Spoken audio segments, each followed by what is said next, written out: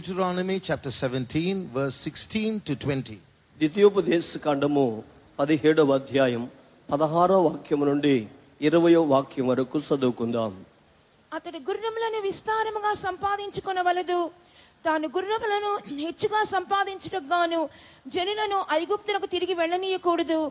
ఏలియనగా యెహోవా ఇక మీదట మీరు ఈ త్రోవను వెళ్ళకూడదు అని మీతో చెప్పెను.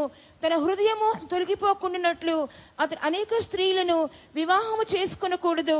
వెండి బంగారములను అతడు తన కొరకు బహుగా విస్తరింప చేసుకొనకూడదు. మరియు అతడు రాజ్యసింహాసనమందు ఆసీనుడైన తర్వాత లేవీలైన యాజకుల స్వాధీనములోనున్న గ్రంథమును చూచి ఆ ధర్మశాస్త్రమునకు ఒక ప్రతిని తన కొరకు వ్రాసుకొనవలెను. అది అతని యొద్ద ఉండవలెను. తన రాజ్యమందు తానును తన కుమారులను ఇశ్రాయేలు మధ్యలో దీర్ఘాయుష్మంతులగుటకై తాను తన సహోదరుల మీద గర్వించి ఈ ధర్మమును విడిచిపెట్టి కుడికి గాని ఎడమకు గాని తాను తొలగకయుండునట్లు తన దేవుడైన యెహోవాకు భయపడి ఈ ధర్మశాస్త్ర వాక్యములన్నిటినీ ఈ కట్టడను అనుసరించి నడువ నేర్చుకొనుటకు అతడు తాను బ్రతుకు దినములన్నిటిను ఆ గ్రంథమును చదువుచుండవలెను. But he shall not multiply horses to himself, nor cause the people to return to Egypt, to the end that he should multiply horses. For as much as the Lord had said unto you, ye shall henceforth return no more that way. Neither shall he multiply wives to himself, that his heart turn not away. Neither shall he greatly multiply to himself silver and gold. And it shall be, when he sitteth upon the throne of his kingdom, that he shall write him a copy of this law in a book out of that which is before the priests the Levites. And it shall be with him, and he shall read therein all the days of his life, that he may learn to fear the Lord his God, to keep all the words of his law and these statutes, to do them, that his heart be not lifted up above his brethren, and that he turn not aside from the commandment to the right hand or to the left, to the end that he may prolong his days in his kingdom, he and his children in the midst of Israel. அவன் அநேக குதிரைகளை சம்பாதியாமலும் அநேக குதிரைகளை தனக்கு சம்பாதிக்கும்படிக்கு ஜனங்களை திரும்ப எகிப்திற்கு போக பண்ணாமலும் இருக்க கடவன். இனி அந்த வழியாய் நீங்கள் திரும்ப போக வேண்டாம் என்று கர்த்தர் உங்களுக்கு சொல்லி இருக்கிறாரே. அவன் இருதயம் பின்வாங்கி போகாதபடி அவன் அநேகம் ஸ்திரீகளை படைக்க வேண்டாம். வெள்ளியும் பொன்னும் தனக்கு மிகுதியாய் பெருக பண்ணவும் வேண்டாம். அவன் தன் சிங்காசனத்தின் மேல் வீற்றிருக்கும் போது அவனுடைய இருதயம் அவன் சகோதரர் பேரில் மேட்டிமை கொள்ளாமலும் கற்பனையை விட்டு வலதுபுறம் இடதுபுறம் சாயாமலும் இந்த நியாயப்பிரமாணத்தின் எல்லா வார்த்தைகளையும் இந்த கட்டளைகளையும் கைக்கொண்டு இவைகளின்படி செய்வதற்காக தன் தேவனாகிய கர்த்தருக்கு பயந்திருக்கும்படி கற்றுக்கொள்ளும் பொருட்டு அவன் லேவியராகிய ஆசாரியரிடத்தில் இருக்கிற நியாயப்பிரமாண நூலை பார்த்து தனக்காக ஒரு பிரதியை எழுதி தன்னிடத்தில் வைத்து கொண்டு தன் ஜீவனுள்ள நாளெல்லாம் அதை வாசிக்க கடவன். இப்படி செய்வதினால் தானும் தன் குமாரரும் இஸ்ரவேலின் நடுவே தங்கள் ராஜ்யத்திலே நீடித்து வாழுவார்கள். அதுவே நம்முடைய விஷயம். He shall prolong his days. That's the theme of our message today. అతడు తాను దీర్ఘాయుష్మంతుడిగా జీవించును అనేదే మన అంశమైనది. நாம் தேவ சமூகத்தில் நீடித்து வாழ வேண்டும். We have to prolong or stay long in God's presence. మనము దేవుని సన్నిధానంలో దీర్ఘాయుష్ గలవారుగా మనము జీవించవలెను. 3 யோவான் 2ஆம் வசனத்தை நாம் வாசிக்கும்போது, பிரியமானவனே உன் ஆத்துமா வாழ்கிறது போல எல்லாவற்றிலேயும் வாழ்ந்து நீ சுகமாயிருக்க வேண்டும் என்று நாம் வாசிக்கிறோம். In 3 John verse 2 we read, beloved, I would that you would be prosperous and in good health above all things, even as your soul prospereth. 3వ యోహాను 2వ వాక్యమందు, ప్రియుడా నీ ఆత్మ వర్ధిల్చున్న ప్రకారము నీవన్ని విషయములను వర్ధిల్చు సౌఖ్యము ఉండవలనని ప్రార్థించుచున్నానని చెప్పుచున్నాడు. நீடித்து வாழ வேண்டுமானால் வாசிக்கப்பட்டதான பகுதியில் 7 காரியங்களை குறித்து நாம் வாசித்தோம். To live long, we just read about 7 points that we have to observe for that. అతడు దీర్ఘాయుష్మంతుడిగా జీవించవలనంటే చదివిన వేదవాక్యములో 7 కార్యములు మనం చదివి ఉన్నాం. தேவன் தருகிற சமயத்துக்கு ஏற்றபடி ஒன்றொன்றாக நாம் சிந்திப்போம். So let's consider these points one by one according to the time that God allows us. దేవుడు అనుమతించే సమయానుసారంగా మనం ఒక్కొక్కటిగా మనము తలంచుదము. முதலாவது நீடித்து வாழ்வோம் என்றதான பகுதியை கவனிப்போம். First of all, let's look at that phrase that he may prolong his days. మొట్టమొదటిగా దీర్ఘాయుష్మంతులగుట అనే అంశాన్ని మనం ధ్యానించుకుందాం. தேவ சபையில் பின்மாற்றம் என்பது இல்லை. There is no backsliding in God's true church. దేవుని యొక్క సంఘమందు వెనుకబడుట అనేది లేదు. தேவ சபையில் துக்கம், கவலைகள், பாரங்கள் ஒன்றும் இல்லை. There is, ideally speaking, there is no burden or sorrow or worry in God's true church. దేవుని సంఘమందు దుఃఖములు గాని భారములు గాని ఏదైనా గాని ఏమీ లేదు. நீடித்து வாழ வேண்டுமானால் இவ்விதமான நெகட்டிவான பகுதிகள் அகன்று போக வேண்டியது அவசியம். It is imperative that all these negative things must leave our life for us to live long. దీర్ఘాయుష్మంతులుగా ఉండవాలంటే ఇటువంటి వ్యతిరేక్తమైన కార్యములు తొలగింపబడుట అవసరమై ఉన్నది. இது உங்களுக்கு ஆச்சரியத்துக்குரிய ஒரு காரியமாக இருக்கலாம். என்ன, நம்முடைய சபையில் பின்மாற்றம் இல்லையா, துக்கம் இல்லையா, கவலை இல்லையா, பாரம் இல்லையா, இந்த பாஸ்டர் என்னதான் சொல்றாரு என்று நீங்கள் நினைக்க கூடும்.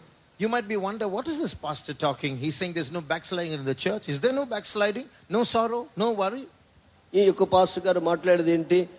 సంఘములో దుఃఖములు గాని విచారములు గాని కలతలు గాని లేవని నేను చెప్పేదాని గురించి మీరు ఆశ్చర్యపడవచ్చును. ஏறக்குறை 1961 ஆண்டில் அமெரிக்காவில் பாஸ்டர் டான் நமது ஐக்கியத்தில் இந்த உபதேசத்தில் ஐக்கியப்பட்டார்.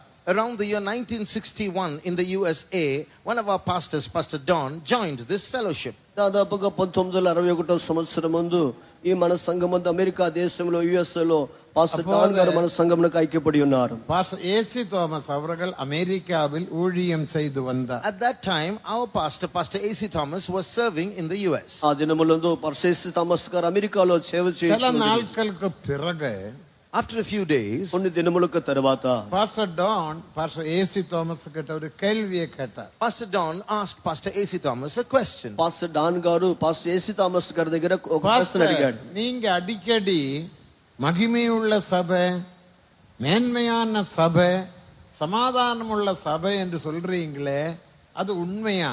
நமது சபையில் எவ்வளவு பிரச்சனைகள், எவ்வளவு போராட்டங்கள் இருக்கிறது. அப்படிப்பட்ட பிரச்சனைகள் வைத்து எப்படி நீங்கள் நமது சபை மகிமையுள்ள சபை என்று சொல்லலாம் என்று ஒரு கேள்வியை கேட்டார். You keep repeating this words in your sermon, glorious church, great church, peaceful church, but as practically speaking, are there no worries and burdens and problems in our church?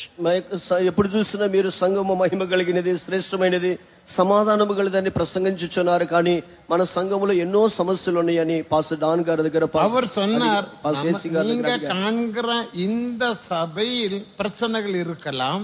Then pastor's response was, in that church that you can see around you, there might be problems. మీరు చూస్తున్న భూమిలోండే సంఘములో ఇటువంటి సమస్యలు ఉండవచ్చును. இந்த சபைக்குள்ள இன்னொரு சபையானது காணப்படுகிறது. அதுவே எடுத்துக்கொள்ளப்படுகிற சபை. எடுத்துக்கொள்ளப்படுகிற சபையில் பின்மாற்றம் இல்லை. But within this church is a hidden mystical church that is going to be raptured when Jesus comes. That church will not backslide. ఈ సంఘము లోపల ఎత్తబడేటువంటి సంఘం ఉన్నది. ఆ సంఘములో ఇటువంటి విచార కలతలు లేవు. இதற்கு ஆதாரமாக எசேக்கியேல் 1ஆம் அதிகாரத்தை நாம் வாசிக்கும் போது, to substantiate this truth, when we turn to the first chapter of the book of Ezekiel, దీనికి ఆధారముగా హెస్కేలు గ్రంథం 1వ అధ్యాయం చదివినప్పుడు 1ஆம் அதிகாரம் 9ஆம் வசனம், 12ஆம் வசனம், 17ஆம் வசனத்தை நாம் வாசிக்கும் போது, when we read verses 9 and 12 and 17, మనము దానిలో 9వ వాక్యము, 12వ వాక్యము, 17వ వాక్యము చదివినప్పుడు அங்கே 4 జీవన్களை குறித்து நாம் படிக்கிறோம். we read of 4 living creatures there. అక్కడ 4 జీవుల గురించి చదువుతున్నాం. BC 586ஆம் ஆண்டில் கேபார் நதி அண்டையில் ஜெபித்துக் கொண்டிருக்கும் போது எசேக்கியாவுக்கு தேவன் வெளிப்படுத்திய ஒரு தரிசனம் தான் 4 ஜீவன்களின் தரிசனம். This vision of the 4 living creatures is a vision that God gave the prophet Ezekiel when he was praying on the banks of the river Kibar in the year 586 BC. ఈ యొక్క యేస్కేలు ప్రవక్త కేబార్ నది దగ్గర క్రీస్తుకు పూర్వము 586లో ప్రార్థించుచు ఉండగా ఈ 4 జీవుల గురించి ஜீவன்கள் புதிய ஏற்பாட்டு சபையை வெளிப்படுத்துகிறது என்று நம்முடைய பரிசுத்தவான்கள் நமக்கு நிரூபித்து சொல்லி தந்தார். With proof our saints have taught us that these 4 living creatures represent the believers of the New Testament church. ఈ 4 జీవులు క్రొత్త నిబంధన సంఘాన్ని చూపించుచున్నదని మన పరిశుద్ధులు మనకు నిరూపించి ఉన్నారు. காரணம் அதனுடைய கடைசி வசனத்தை வாசிக்கும்போது இதுவே கர்த்தருடைய மகிமையின் சாயலுக்கு ஒப்பான தரிசனம் என்று நாம் வாசிக்கிறோம். Because towards the end of this vision we read, this is the vision of the glory of God. ఈ యొక్క వాక్యముల చివరిలో చదివినప్పుడు ఇది యెహోవా ప్రభావ స్వరూప దర్శనమని చూస్తున్నాం. அந்த மகிமை என்பது புதிய ஏற்பாட்டு சபையின் மகிமையை வெளிப்படுத்துகிறது. That glory represents the glory of the New Testament church. ఆ తేజస్సు మహిమనేది క్రొత్త నిబంధన సంఘమును చూపుచున్నది. எபேசியர் 5ஆம் அதிகாரம் 27ஆம் வசனத்தை வாசிக்கும்போது, when you read from Ephesians chapter 5 and verse 27, எபேசி 5వ అధ్యాయం 27వ వాక్యమును చదివినప్పుడు திரு முதலானது ஒன்றுமில்லாமல் பரிசுத்தமும் பிழையற்றதுமான மகிமையுள்ள சபைக்காக தம்மே தாமே ஒப்பு கொடுத்தார் என்று வாசிக்கிறோம். Jesus gave himself for a glorious church that has no spot or wrinkle or any such thing, but a church that is holy and without blemish. కళంకమైనను ముడతైనది లేనిదనిగా సంఘము పరిశుద్ధముగా మహిమగలదు ఉండుటకై యేసు తన్ను అప్పగించున్నాడని మనం చదువుతున్నాం. வெளிப்படுத்துதல் 21ஆம் அதிகாரம் 10ஆம் வசனத்தை வாசிக்கும்போது, again reading from Revelation 21:10, తర్వాత ప్రకటన 21:10లో మనం చదివినప్పుడు கர்த்தருடைய மகிமை அடைந்த புதிய எருசலேம் என்று நாம் வாசிக்கிறோம். we read of the new Jerusalem that has the glory of God, verse 11 in English. దేవుని మహిమగలదైన దేవుని పరలోక యెరూషలేమును చదువుతున్నాం. இந்த மகிமையின் ஒரு அர்த்தம் புதிய ஏற்பாட்டு சபையை வெளிப்படுத்துகிறது. So one meaning of this word glory here is it represents the New Testament church. ఈ మహిమ యొక్క ఒక అర్థము క్రొత్త నిబంధన సంఘమును చూపుచున్నది. தேவனுக்கு மகிமை. Praise be to God. దేవునికి మహిమ. அந்த சபைதான் கேபார் நந்தி அண்டையில் இருக்கும்போது எசேக்கியாவுக்கு தேவன் வெளிப்படுத்தின தரிசனம். So it was in this vision that Ezekiel saw by the river Kibar that God gave him a revelation of the New Testament church. ఈ యొక్క దర్శనము గురించి సంఘమును గురించి కేబార్ నది యొద్ద యేసుకు బయలుపరిచెను. 1ஆம் அதிகாரம் 9ஆம் வசனத்திலும் 12ஆம் வசனத்திலும் 17ஆம் வசனத்திலும் வாசிக்கும் போது, coming back to verses 9 and 12 and 17 of chapter 1, మనము తిరిగి వెనక్కి వచ్చి 9వ వాక్యము 12వ వాక్యము 17వ వాక్యము அந்த ஜீவன்கள் போகையில் திரும்புகிறதில்ல. when these living creatures went forward, they turned not back, we read. ఆ యొక్క జీవులు వెళుచుండగా అవి తిరగవు. தமிழ்ல மட்டும் read in Tamil alone. அவைகள் செல்லுகையில் திரும்புகிறதில்லை. they don't return. 12ஆம் வசனம், போகையில் அவர்கள் போகையில் அவைகள் திரும்பி பார்க்கிறதில்லை. இனி 17ஆம் வசனம், ஓடுகையில் அவைகள் திரும்பி பார்க்கிறதில்லை. பாருங்க, புதிய ஏற்பாட்டு சபையில பின்மாற்றம் என்பது இல்ல. See, there is no turning back in the New Testament church. అవి వెనుకకు తిరుగు అని రాయబడినది. క్రొత్త నిబంధన సంఘములో వెనుకబాటుతనం లేదు. அப்ப நீங்க சொல்லலாம், நமது சபையில் ஏகப்பட்ட பின்மாற்றம், ஏகப்பட்ட பிரச்சனை, என்னோட வாழ்க்கையிலும் கூட எத்தனையோ பிரச்சனை என்று நீ சொல்லக்கூடும். You might argue, look at the number of problems that is taking place in the church. Even in my life there are so many problems. అట్లయితే మీరు చెప్పవచ్చు, మన సంఘములో విస్తారముగా వెనుకబాటుతనం ఉన్నది, నా జీవితంలో కూడా వెనుకబాటుతనము సమస్యలు ఉన్నవని మీరు చెప్పవచ్చును. இந்த சபைக்குள்ள இனி ஒரு சபையானது உருவாக்கப்பட வேண்டும். அதுதான் எடுத்துக்கொள்ளப்படுகிற சபை. In this church there is another church that is to be formed. That is the church that is going to be caught up. ఈ సంఘము లోపల ఇంకొక సంఘము రూపింపబడుచున్నది, అది ఎత్తబడేటువంటి సంఘము. நமக்கு ஒரு அருமையான பாஸ்டர் அடையாறில் இருந்தார், பாஸ்டர் சி ஜான் ஐயா அவர்கள் என்று சொல்லுவார்கள். We had a pastor called Pastor C John who served in Adayar, affectionately called Ayya. మనకి పాస్టర్ అడియార్లో సేవ చేసినటువంటి పాస్టర్ సి జాన్ ఉన్నారు. ఆయనని அவர் అందరూ అయ్యగారు అని పిలుస్తారు. సిలోనిல் பிறந்தவர். He was born in Sri Lanka. ఆయన సిలోన్ లో పుట్టినవారు. கிட்டத்தட்ட 37 வருஷம் சென்னையில் ராயபுரத்தில் ராயபுரத்திலும் அடையாறிலும் ஊழியம் He செய்தார்கள். served about 37 years in Rayapuram and Adayar in Chennai. దాదాపు రాయపురంలోను అడియారులోను చెన్నై ప్రాంతంలో ఆయన அந்த సేవ ஐயா చేసి ఉన్నారు. அவர்கள் அடிக்கடி சொல்லுவார்கள், Ayya often said, ఆ అయ్యగారు అప్పుడప్పుడు చెప్పుదురు, இந்த சபையில் இனியொரு சபையானது உருவாக்கப்பட வேண்டும். காரணம், வெளிப்படுத்தினல் 12ஆம் அதிகாரத்தில் சூரியனை அணிந்த ஸ்திரீ, அந்த ஸ்திரீக்குள்ளே ஒரு ஆண் பிள்ளை உருவானது போல ஆண் பிள்ளை தான் எடுத்துக்கொள்ளப்படுகிற சபை. just as in the book of Revelation chapter 12 we read of a church, a woman, and within that woman is a man child that is formed. That man child is caught up. In the same way, there is a church within a church, and that church within will be caught up. ప్రకటన గ్రంథం 12వ అధ్యాయంలో స్త్రీలు ఒక మగ శిశువు ఎలాగ రూపింపబడుచున్నదో అలాగనే ఈ సంఘములో ఎత్తబడేటువంటి సంఘము రూపింపబడవలనని ఆయన అప్పుడప్పుడు బోధించారు. வெளிப்படுத்தினல் 12ஆம் அதிகாரம் 13ஆம் வசனத்தை வாசிக்கும் போது, When you read from Revelation 12:13, ప్రకటన గ్రంథం 12వ అధ్యాయం 13వ వాక్యం, ஆண் பிள்ளையை பெற்றெடுத்த ஸ்திரீயானவள் அவள் வனாந்தரத்துக்கு ஓடி போனார்கள். the woman that beget the man child ran to the wilderness. ఆ యొక్క మగ శిశువుని జన్మించిన స్త్రీ అరణ్యమునకు పారిపోయి ఉన్నది. அந்த ஸ்திரீயானவள் எடுத்துக்கொள்ளப்படவில்லை. That woman was not caught up.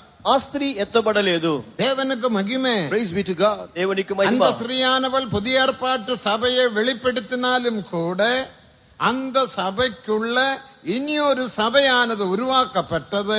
அதுதான் ஆண் பிள்ளை. ஆண் பிள்ளையானது எடுத்துக்கொள்ளப்பட்டது. Although that woman represents the church, within her was a man child, which is the raptured church. స్త్రీ అనేది కృత నిబంధన సంఘమునకు సాదృశ్యంగా ఉన్నప్పటికీ ఆ స్త్రీలో ఒక మగ శిశువు ఉండినది, అదే సంఘం ఎత్తబడినది. ஆனபடினால் பரிசுத்தாவின் அபிஷேகம் பெற்றதான சபைக்குள்ள நம் மூன்றாக சபையை பிரிக்கலாம். That is why we can divide the spirit baptized church into 3 categories. అందువలన పరిశుద్ధాత్మ పొందిన సంఘమును 3 విధంగా భాగమించవచ్చు. 3 இடத்தில் நாம் வாசிக்கிறோம். You read about these 3 categories in 3 places in the scriptures. గ్రంథమందు 3 చోట్ల దీనిని గురించి చదువుతున్నాం. முதலாவது வெளிப்படுத்தினல் 12ஆம் அதிகாரத்தில் 5ஆம் வசனத்திலே ஆண் பிள்ளை எடுத்துக்கொள்ளப்பட்ட சபை, அதுக்கு A group என்று நாம் சொல்லலாம். First of all, in Revelation chapter 12 and verse 5, we read of the man child that is caught up when Jesus comes, which we will call as group A. మొట్టమొదటిగా ప్రకటన 12:5లో మగ శిశువు ఎత్తబడినది, వీరు మొదటి గుంపు వారు. இரண்டாவது அதே அதிகாரம் 17ஆம் வசனத்தில் சந்ததியில் மற்றவர்கள் என்ற ஒரு குரூப்பை பார்க்கிறோம். அதுதான் கைவிடப்பட்ட சபை, B group என்று நாம் சொல்லலாம். Then again in verse 17 of the same chapter, we read of a group called the remnant of her seed, which is the church that is left behind, which we call as group B. 12వ అధ్యాయం 17వ వాక్యమందు ఆమె సంతానము శేషించిన వారనేది వీరే రెండవ గుంపుకు చెందినవారు. C group என்பது 17ஆம் வசனத்திலே சந்ததி, அதுதான் C group. And then you see that word, the seed, which is group C in the church. 17వ వాక్యములో రెండో భాగంలో ఆమె సంతానము, వీరు C group. சபையில் A group, B group, C group என்ற 3 குரூப்பை நாம் பார்க்கலாம். So in the church itself you have 3 categories: group A, group B, group C. ఈ విధంగా సంఘములో A group, B group, C group గా మనము చూడవచ్చును. அடுத்த தெளிவு மத்தேயு 25ஆம் அதிகாரத்தை வாசிக்கும் போது, The second clarification in Matthew chapter 25. రెండవ తేటగా మత్తయి సువార్త 25వ అధ్యాయం చదివినప్పుడు அங்க மணவாளனை எதிர்கொண்ட புறப்பட்டதான 10 கன்னிகைகளை குறித்து நாம் வாசிக்கிறோம். We read of 10 virgins which went forth to meet the bridegroom. అక్కడ పెండ్లి కుమారుని ఎదుర్కొంటకు పోయినటువంటి 10 మంది కన్నికల గురించి చూస్తున్నాం. அங்கே மணவாளன் என்று நாம் வாசிக்கிறோம். Although we read the word bridegroom in verse 1, వాక్యం ఒకటి ముందు పెండ్లి కుమారుడని చదువుతున్నాం. மணவாளன் என்று சொல்லும் போது அங்கே ஒரு மணவாட்டியையும் நாம் பார்க்கின்றோம். the moment the word bridegroom is mentioned, it's obvious that the bride is there as well. పెండ్లి కుమారుడంటే అక్కడ పెండ్లి కుమార్తెను మనం చూస్తున్నాం. காரணம், யோவான் எழுதின சுவிசேஷம் 3ஆம் அதிகாரம் 29ஆம் வசனத்தை வாசிக்கும் போது, to prove this, when you read John chapter 3 and verse 29, యోహాను సువార్త 3వ అధ్యాయం 29వ వాక్యమును మనం చదివినప్పుడు, மணவாட்டி உடையவனே மணவாளன், he that hath the bride is the bridegroom. పెండ్లి కుమార్తెను కలవాడే పెండ్లి కుమారుడు. தேவனுக்கு மகிமை. Praise be to God. దేవునికి మహిమ. மணவாளன் என்று சொன்னதினால் அங்கே ஒரு மணவாட்டி உண்டு.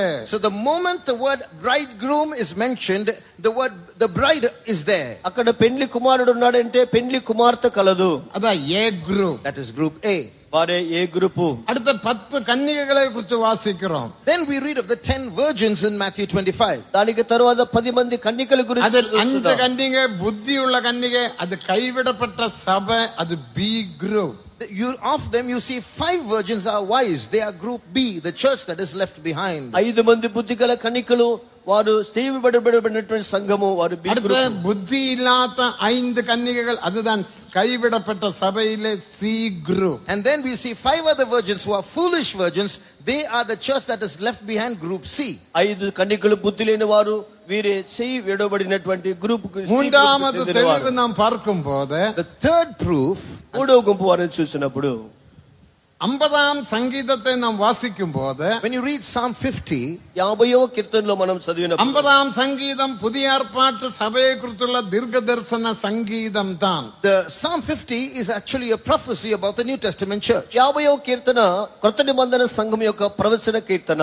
அதில் 5ஆம் வசனத்தை வாசிக்கும் போது, When you read verse 5, దానిలో 5వ వాక్యంను చదివినప్పుడు வெளியினால் என்னிடத்தில் உடன்படிக்கை செய்த என் பரிசுத்தவான்களே கூட்டுங்கள், gather my saints who have made a covenant with me by sacrifice. బలి అర్పణ చేత నాతో నిబంధన చేసిన భక్తులను సమకూర్చుడి. கூட்டுங்கள் என்பது கர்த்தருடைய ரகசிய வருகையை வெளிப்படுத்துகிறது. rapture. The word gather is a representative of the rapture at the coming of Jesus. నా యొద్దకు సమకూర్చుడి అనేది యేసు యొక్క రక్షణ ఎత్తబడుట. 5ஆம் வசனம் ஏ group. So the 5th verse has a group in it. 50వ కీర్తన 5వ వాక్యము ఏ గ్రూప్ కు చెందిన அதில் వారు. பி குரூப் என்பதை 7ஆம் வசனத்தில் வாசிக்கிறோம். Then in verse 7 you read of B group. 7వ వాక్యంలో బి గ్రూప్ ను చూస్తున్నాం. அவர்களை நாம் என் ஜனங்கள் என்று வாசிக்கிறோம். They are called my people. వారిని నా జనులారా అని చెప్పబడుచున్నది. ஏ குரூப் என் பரிசுத்தவான்கள். Group A is my saints.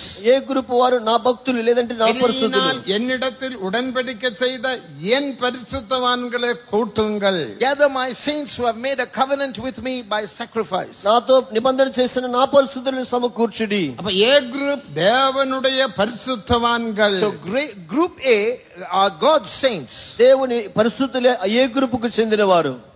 B group என்பதை 7ஆம் வசனத்தில் என் ஜனங்கள் என்று வாசிக்கிறோம். Group B are called my people in verse 7. B group వారనే వారు నా జనులు అని చదువుతున్నారు. என் ஜனங்களே கேளுங்கள், நான் உனக்கு விரோதமாக சாட்சியிடுவேன். Listen to me, my people, I will testify against you. నా జనులారా నేను మాట్లాడగా ఆలకించుడి, నీ మీద నేను இதுதான் సాక్ష్యం పలికెదను. கைவிடப்பட்ட சபையிலே B group. This is group B, the church that is left behind. వీరు చేయి వదిలిపెట్టబడిన సంఘస్థులు బి గ్రూప్ వారు. அவர் விரோதமான பாவம் செய்தவர்கள். They have sinned against God. వారు దేవునికి విరోధమైన పాపము చేసిన వారు. வேதத்தில் 32 விதமான விரோதமான பாவத்தை நாம் பார்க்கின்றோம். In the Bible you read of 32 kinds of sins that we can do against God. గ్రంథమందు 32 విధములైన దేవునికి విరోధమైన పాపముల గురించి அதில் చూస్తున్నాం. ஒன்றுதான் கலாத்தியர் 5ஆம் அதிகாரம் 16ஆம் வசனத்தை வாசிக்கும் போது, And of that, when you read in Galatians 5:16, దానిలో ఒకటి గలాతీ 5వ అధ్యాయం 16వ వాక్యమందు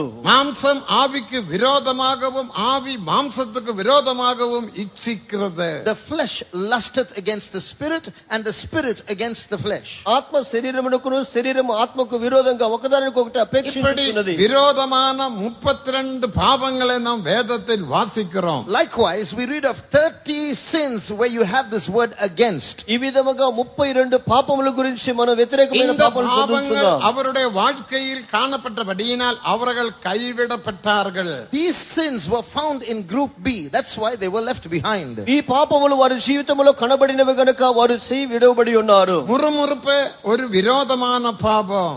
Murmuring has the word against in it. సనుగుట అనేది దేవునికి విరోధమైన పాపము. அசப்பு தேவனுக்கு விரோதமான பாவம். Bitterness is a sin against God. చేదు దేవునికి విరోధమైన పాపము. தேவனுக்கு மகிமை. Praise be to God. దేవునికి మహిమ.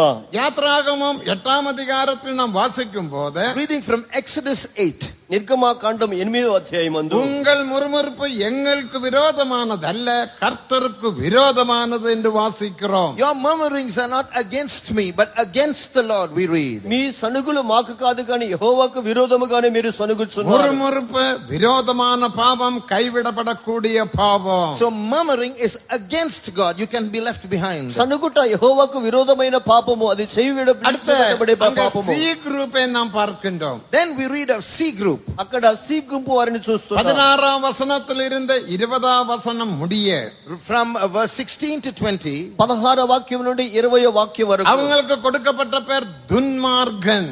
they are called the wicked. వారికి దుష్టులు దుర్మార్గులు అని చెప్పబడుతుంది. கர்த்தர் துன்மார்கனை நோக்கி, இது என்னிடத்தில் உடன்படிக்கை செய்யவும் என்னோட வசனங்களை எடுத்து உரைக்கவும் உனக்கு என்ன நியாயம் உண்டு? God looks at the wicked and say, who gave you the authority to take my word in your mouth? దేవుడు భక్తిహీనుడితో ఇటు సెలవిస్తున్నాడు, నా కట్టలు విధించుట నీకేమి పని? இது உலகத்திலே துன்மார்கன் அல்ல. These are not the worldly wicked people. లోకములో ఉండేటువంటి దుర్మార్గులు కాదు. உலகத்திலே துன்மார்கன் எஸ்ஐயா 57ஆம் அதிகாரம் 20ஆம் வசனத்தில் வாசிக்கிறோம். About the wicked people of this world, we read in Isaiah 57:20.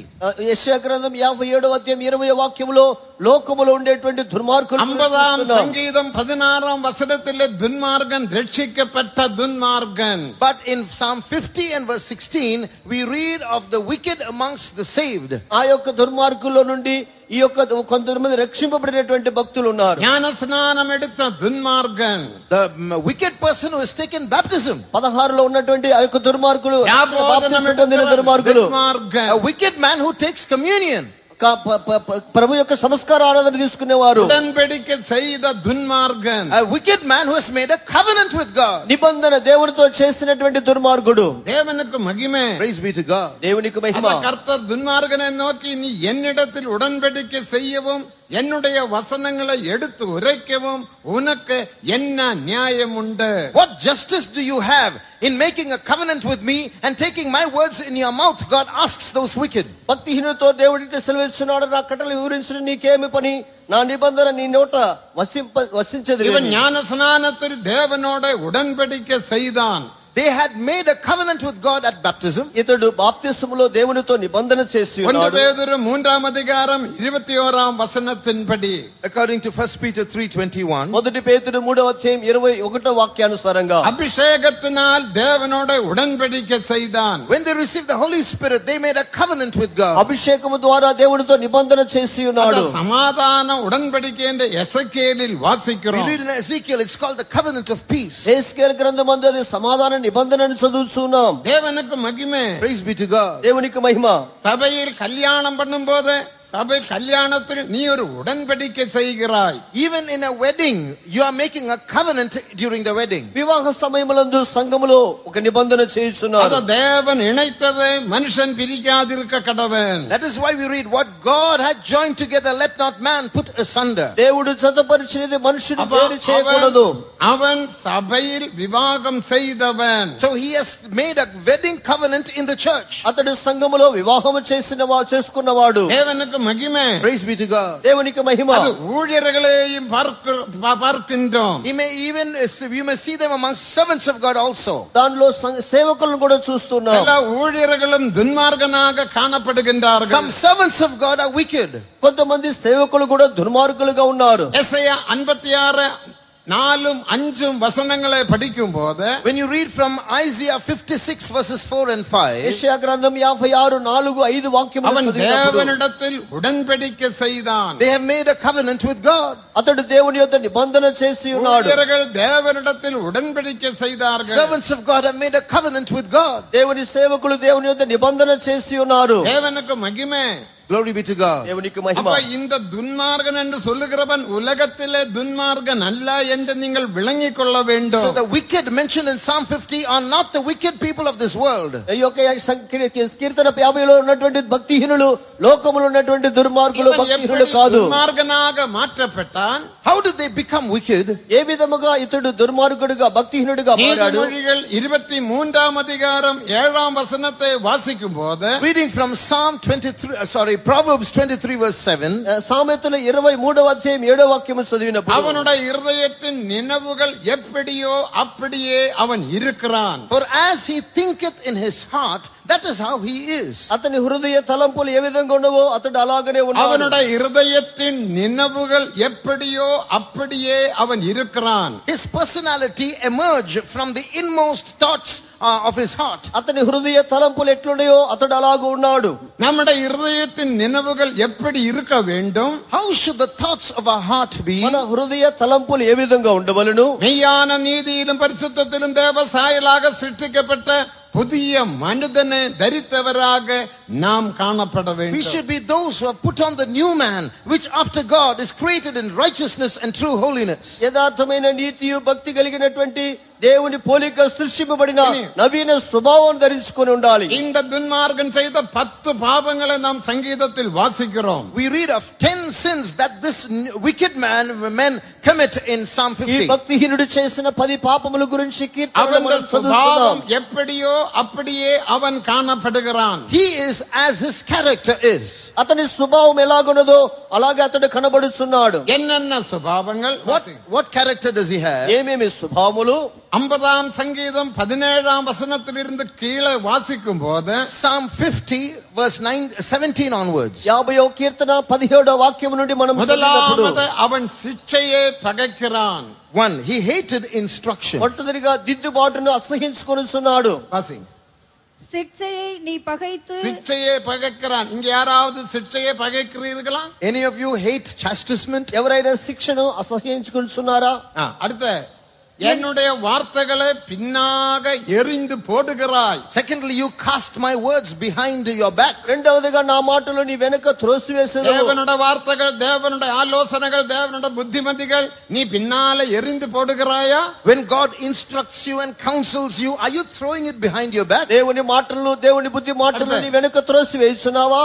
நீ நீ திருடனை காணும் போது அவனோட ஒருமித்து போகிறாய். When you saw a thief, you consented with him. నీవు దొంగను చూసినప్పుడు వానితో ரகசிய ఏకీభవించదవు. ரகசிய ரகசிய பாவங்களை செய்து கொண்டிருக்கிறாய். You are indulging in secret sins. రహస్యంగా రహస్యమైన పాపములు చేస్తున్నావు. விபசாரரோடும் వ్యభిచారரோட உனக்கு பங்குண்டு. You participated with adulterers. వ్యభిచారులతో నీవు సాంగత్యము చేసేదవు. உன் வாயை வாயே நீ பொல்லாப்புக்கு திறக்கிறாய். You open your mouth for evil. కీడు చేయవలనని నీ నోరు తెరుచుచున్నావు. அடுத்து உன் நாவு உன் நாவை நீ சர்ப்பனையே பிணைக்கிறாய். Your tongue frames deceit. నీ నాలుక కపటమును కల్పించుచున్నది. நீ நீ உட்கார்ந்து உன் சகோதரனுக்கு விரோதமாக பேசுகிறாய். You sit down and slander your brother. నీవు కూర్చుండి నీ సహోదరి మీద కొండెములు చెప్పుచున్నావు. சகோதரன் என்று சொன்னால் விசுவாசிகளுக்கு விரோதமாக நீ பேசுகிறாய். That means you are speaking against your fellow believers. సహోదరులంటే విశ్వాసులకు విరోధంగా మాట్లాడుతున్నావు. உன் தாயின் உன் தாய் மகனுக்கு விரோதமாக அவதூறு உண்டாக்குகிறாய். You are speaking slandering words against your mother's son. తల్లి కుమారుని మీద అపనిందలు మోపుచున్నావు. தாய் மகனார் தேவ ஊழியர்கள். This represents the servant of God, mother's son. తల్లి కుమారులు అనగా దేవుని సేవకులు. சகோதரங்களுக்கும் விசுவாசிகளுக்கும் ஊழியர்களுக்கும் விரோதமாக பேசிக் கொண்டிருக்கிறான். You are speaking so many things against believers and servants of God. ఇతడు దేవుని సేవకులకు విశ్వాసులకు విరోధముగా అనేక కార్యములు మాట్లాడుచున్నాడు. இவைகளை நீ செய்யும் போது நான் மௌனமாயிருந்தேன். You did all these things and I kept quiet. ఇట్టి పనులు నీవు చేసినను నేను మౌనంగా ఉంటిని. உன்னை போல நானும் இருப்பேன் என்று நீ நினைவு கொண்டாய். And because I kept quiet, you thought that I was like you. నేను నీ వలె ఉంటునని నీవు అనుకొని ఉన్నావు. ஆனால் நான் கடிந்து கொண்டு உனக்கு கண்களுக்கு முன்பாக ஒன்றொன்றாக நிறுத்துவேன். I will reprove you and bring all these things one by one before your eyes. అయితే నిన్ను గద్దించి ఒక్కొక్కటిగా నీ కన్నులు நான் ஒன்றே மறக்கிற தேவன் அல்ல. Don't think that I've forgotten all these things. ఈ కార్యములు నేను మరుచు దేవుడను కాను. நீதியுள்ள தேவன், பரிசுத்த தேவன்.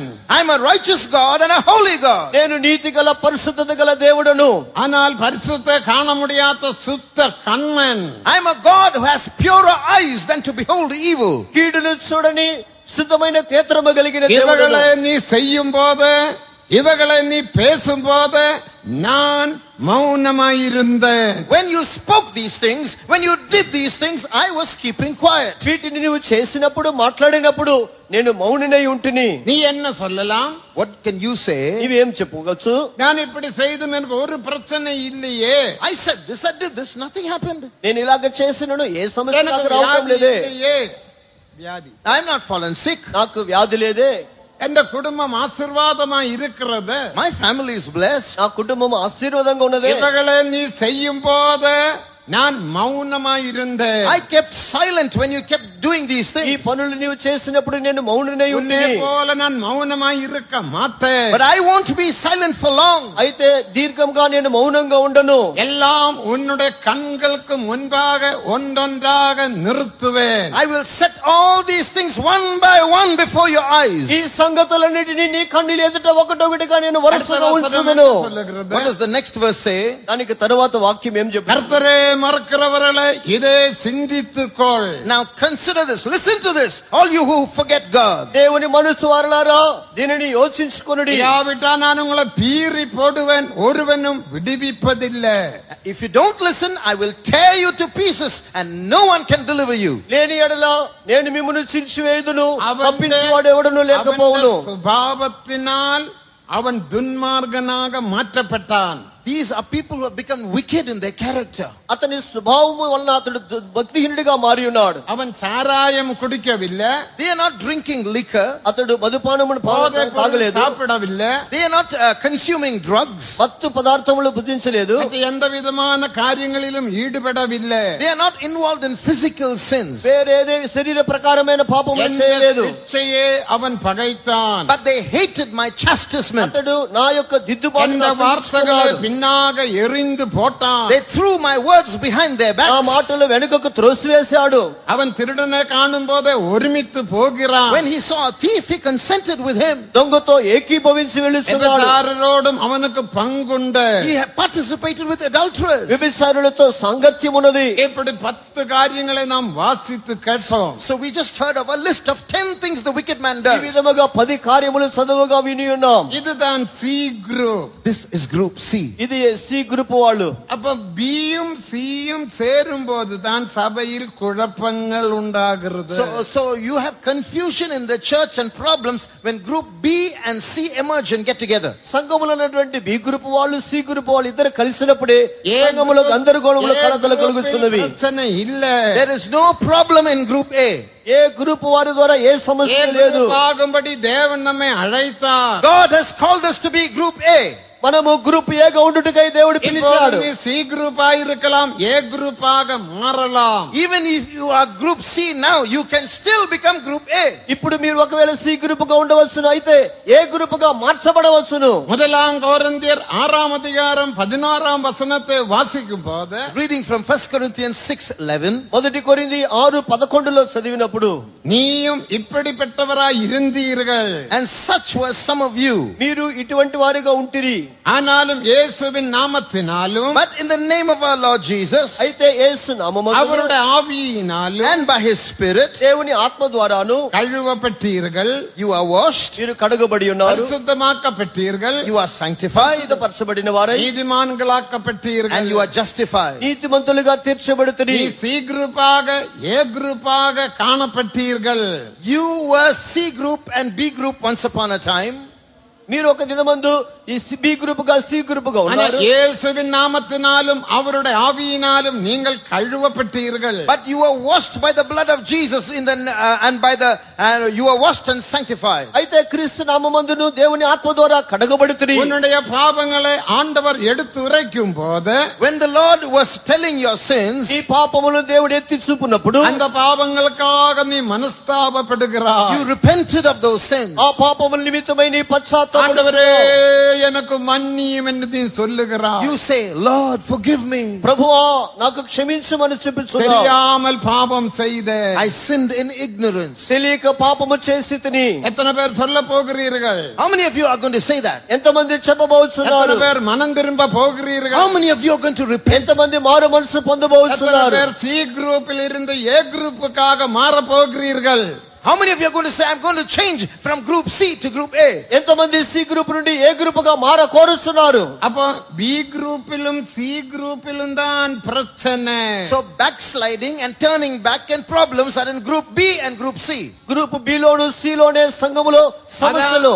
பாஸ்டர் ஏசி தோமஸ் அவர்கள் சொன்னார்கள். But Pastor A.C. Thomas said, అదే పాస్టర్ ఏసీ థామస్ గారు చెప్పారు. நான் இந்த பி குரூப்பே குறித்தும் சி குரூப்பே குறித்தும் பேசுகிறது இல்ல. we are not going to speak about group B and group C. నేను సంఘములో ఉండే బి గ్రూప్ గురించి సి గ్రూప్ గురించి ஆனால் మాట్లాడట్లేదు. பாவம் செய்யாத ஒரு ஏ குரூப் இதற்குள்ளே உண்டு. Inside this there is an invisible A group that is not committing sin. అయితే సంఘములో అదృశ్యమైనటువంటి ఏ గ్రూప్ அவர்கள் కలదు. பாவம் செய்ய மாட்டார்கள். They will not commit sin. వారు పాపము చేయరు. அவர்கள் பின்னுக்கு பார்க்க மாட்டார்கள். They will not turn back. వారు వెనుదిరిగి చూడరు. தேவனுக்கு விரோதமாக பேச மாட்டார்கள். They will not speak against God. వారు దేవునికి విరోధంగా మాట్లాడరు. அவர்கள் பின்மாற்றம் இல்ல. There is no backsliding amongst them. వారిలో వెనుకబాటుతనము లేదు. ஏ குரூப் எல்லாம் கரங்களை உயர்த்தி அல்லேலூயா சொல்லுங்கள். All group A say hallelujah. Group A hallelujah చెప్పండి. சத்தமாக சொல்லுங்க. శబ్దంగా చెప్పండి. தேவனுக்கு மகிமை. Glory be to God. దేవునికి మహిమ.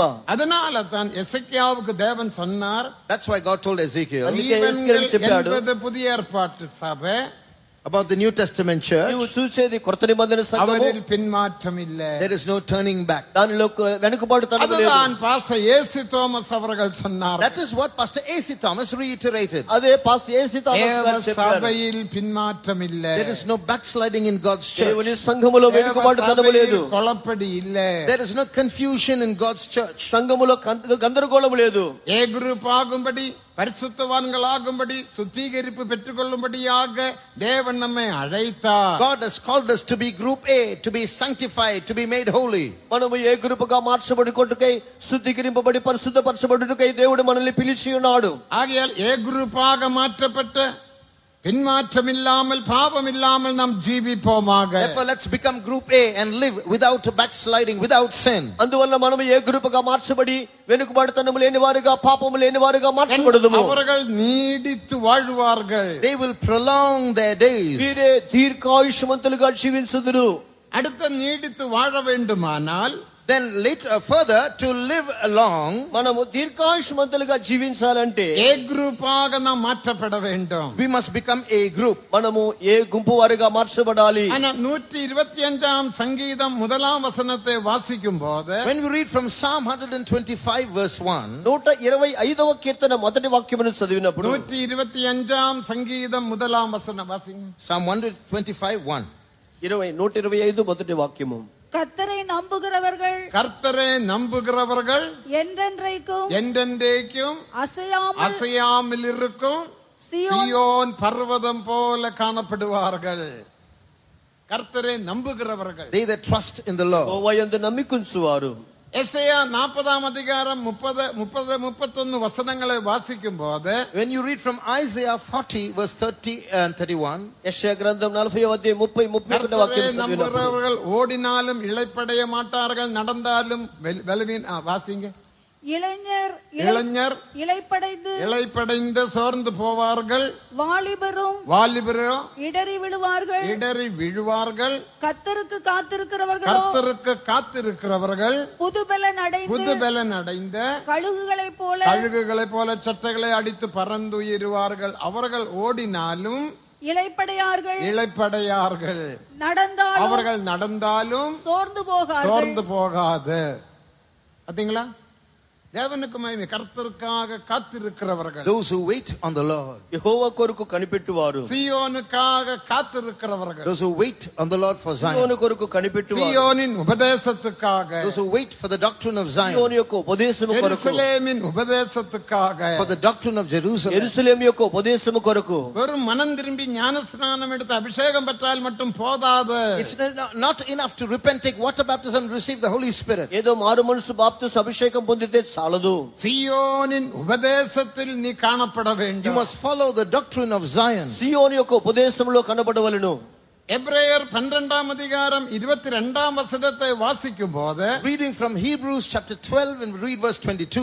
ఎబ్రీ 12వ అధ్యాయం 22వ వాక్యమును చదివినప్పుడు, அவர்களை பரம எருசலேமிற்கும் சியோனிடத்திற்கும் அவர்கள் வந்து சேர்ந்தார்கள். Ye are come to Mount Zion, to the heavenly Jerusalem. ఇప్పుడైతే సియోను కొండకు పరమ యెరూషలేముకు వచ్చి చేరి ఉన్నారు. அபிஷேகம் பெற்ற எபிரேய விசுவாசிகள், The Hebrew believers who had received the Holy Spirit, అభిషేకం పొందినటువంటి హెబ్రీ విశ్వాసులు பரம எருசலேமினிடத்திலும் சியோனிடத்திற்கும் வந்து சேர்ந்தார்கள். arrived at Mount Zion and the heavenly Jerusalem. వారు పరలోకపు యెరూషలేముకు సియోను కొండకు వచ్చి చేరి நாமும் ఉన్నారు. சியோனில் எருசலேமில் வந்து சேர வேண்டும். So we have to come to Mount Zion and heavenly Jerusalem. మనము పరలోక యెరూషలేముకు நீ సియోనుకు వచ్చి நீடித்து చేరవాడు. வாழ வேண்டுமானால், For you to prolong your days, నీవు దీర్ఘాయుష్మంతుడిగా జీవించాలంటే, மாற்றத்தில் போகாமல் இருக்க வேண்டுமானால், to avoid backsliding, వెనుకబాటుకు పోకుండా ఉండాలంటే, பின்மாற்றம் முன்னே அசையாமல் இருக்க வேண்டுமானால், அசைக்காமல் இருக்க வேண்டுமானால், for you to remain unshaken from backsliding, వెనుకబాటు తన్నము నిన్ను కదిలించకుండా ఉండాలంటే,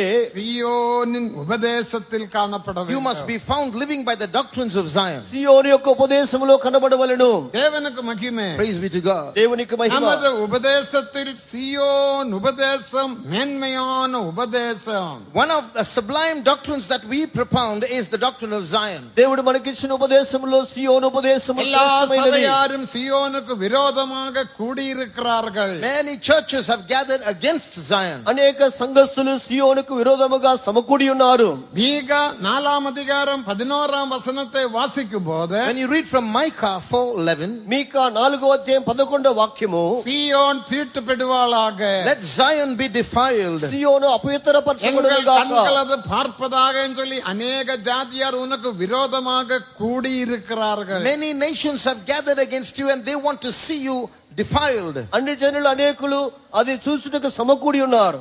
சியோன் தீட்டுப்பட வேண்டும். Zion should be defiled. Zion అపవిత్రపరచబడవలెను. சியோன் அழிக்கப்பட வேண்டும். Zion should be smitten. సియోను నశింపబడాలి. 1923ஆம் ஆண்டில், In the year 1923, 1923వ సంవత్సరమందు 104 வருடமாய் விட்டது. it's now 104 years past that, 104 సంవత్సరములైనది. நமது சபையை தேவன் ஆரம்பித்தார். God founded our church. ప్రభు మన సంఘమును ప్రారంభించి ఉన్నాడు.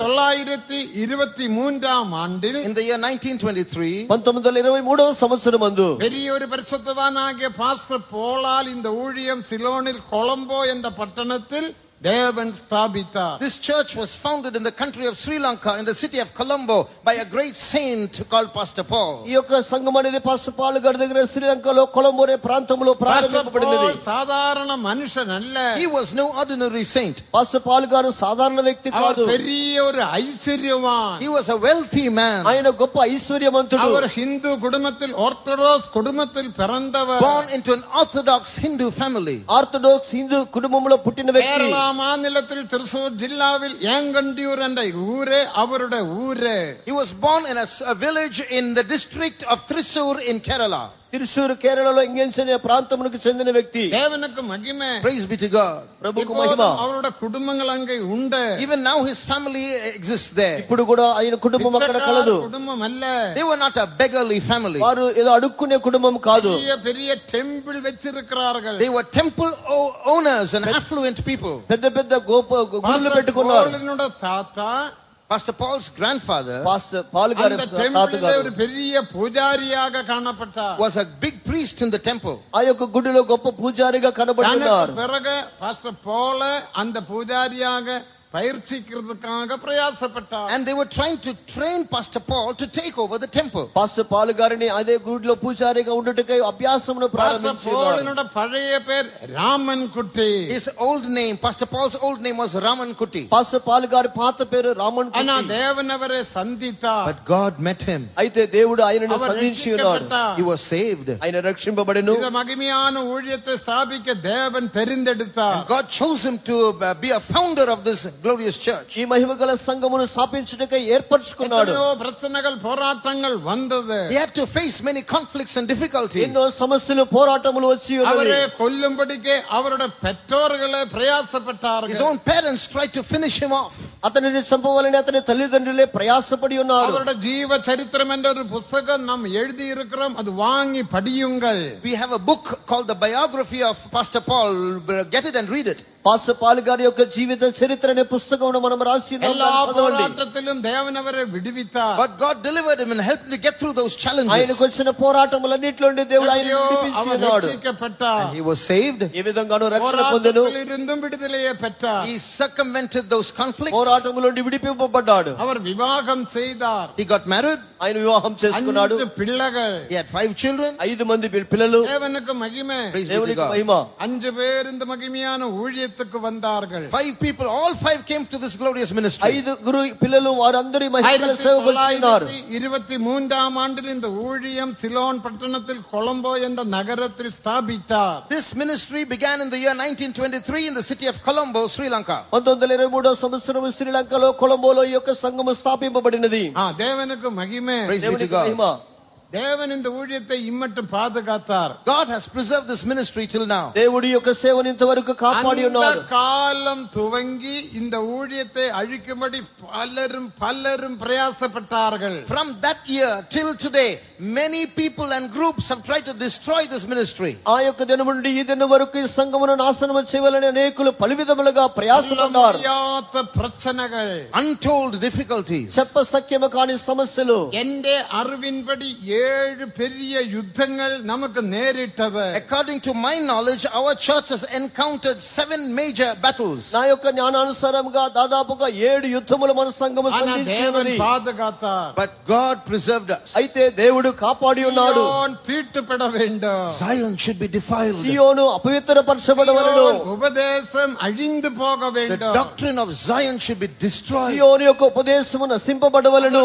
అనేక జాతియార్ ఉనకు విరోధமாக కూడిயிருக்கிறார்கள். Many nations have gathered against you for this purpose. ఇందు నిమిత్తమే అన్య జనులు అనేకులు నీకు విరోధముగా సమకూడి ఉన్నారు.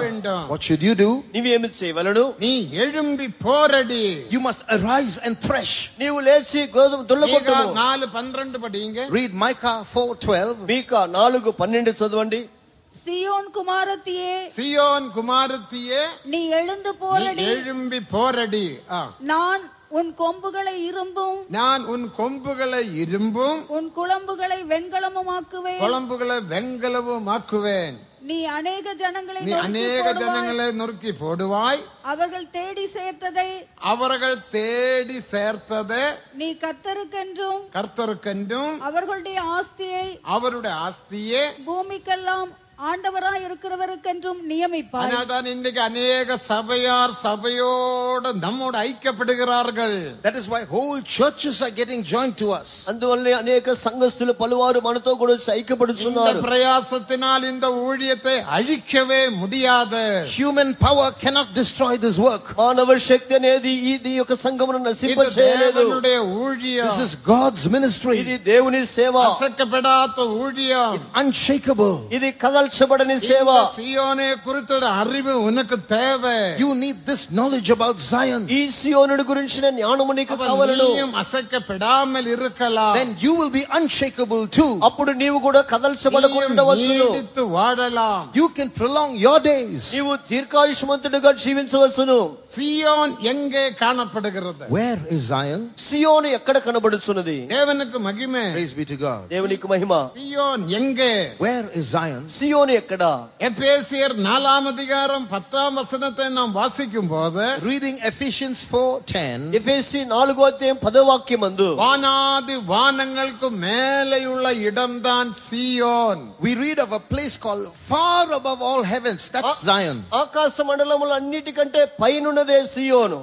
வானாதி வானங்களுக்கு மேலேயுள்ள இடம். Far above the heaven of heavens. ఆకాశ మండలముల అన్నిటికి పైనున్నదే సియోను. చంద్ర మండలத்துக்கு மேலே, சூரிய மண்டலத்துக்கு மேல, நட்சத்திர மண்டலத்துக்கு மேலேயுள்ள இடமே Zion. Above the moon, above the sun, above every star is Zion. చంద్ర మండలము, సూర్య మండలము, నక్షత్ర మండలముల అన్నిటికి పైనున్నదే సియోను. தேவனுக்கு மகிமை. Glory be to God. దేవునికి మహిమ. இது ஒரு கதை அல்ல.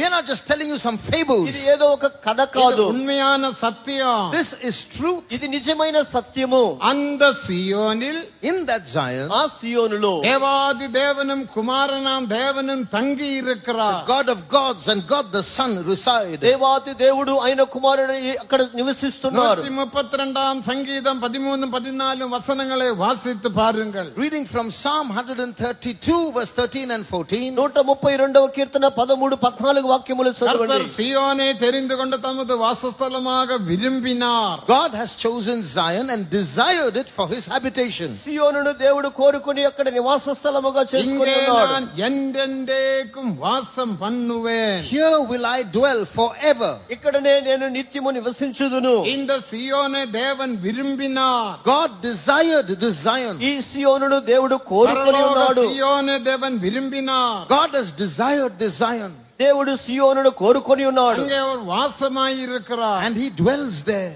ఆయన అక్కడ నివాసము చేయుచున్నాడు. தேவாதி தேவன் மட்டுமல்ல, Not just the God of gods. దేవాతి దేవుడు మాత్రమే కాదు. வெளிப்படுத்தினர் 14 அதிகாரம் 1 வசனத்தை வாசிக்கும் போது, Reading from Revelation 14:1. ప్రకటన 14వ అధ్యాయం మొదటి వాక్యము చదివినప్పుడు பிதாவினுடைய நாமமும் குமாரனுடைய நாமமும் நெற்றியில் தரிக்கப்பட்டவரான 144,000 பேரும் அந்த சியோன் மலையில் நிற்க கண்டேன். I saw 1,44,000 people standing with God the Father and the Son on Mount Zion.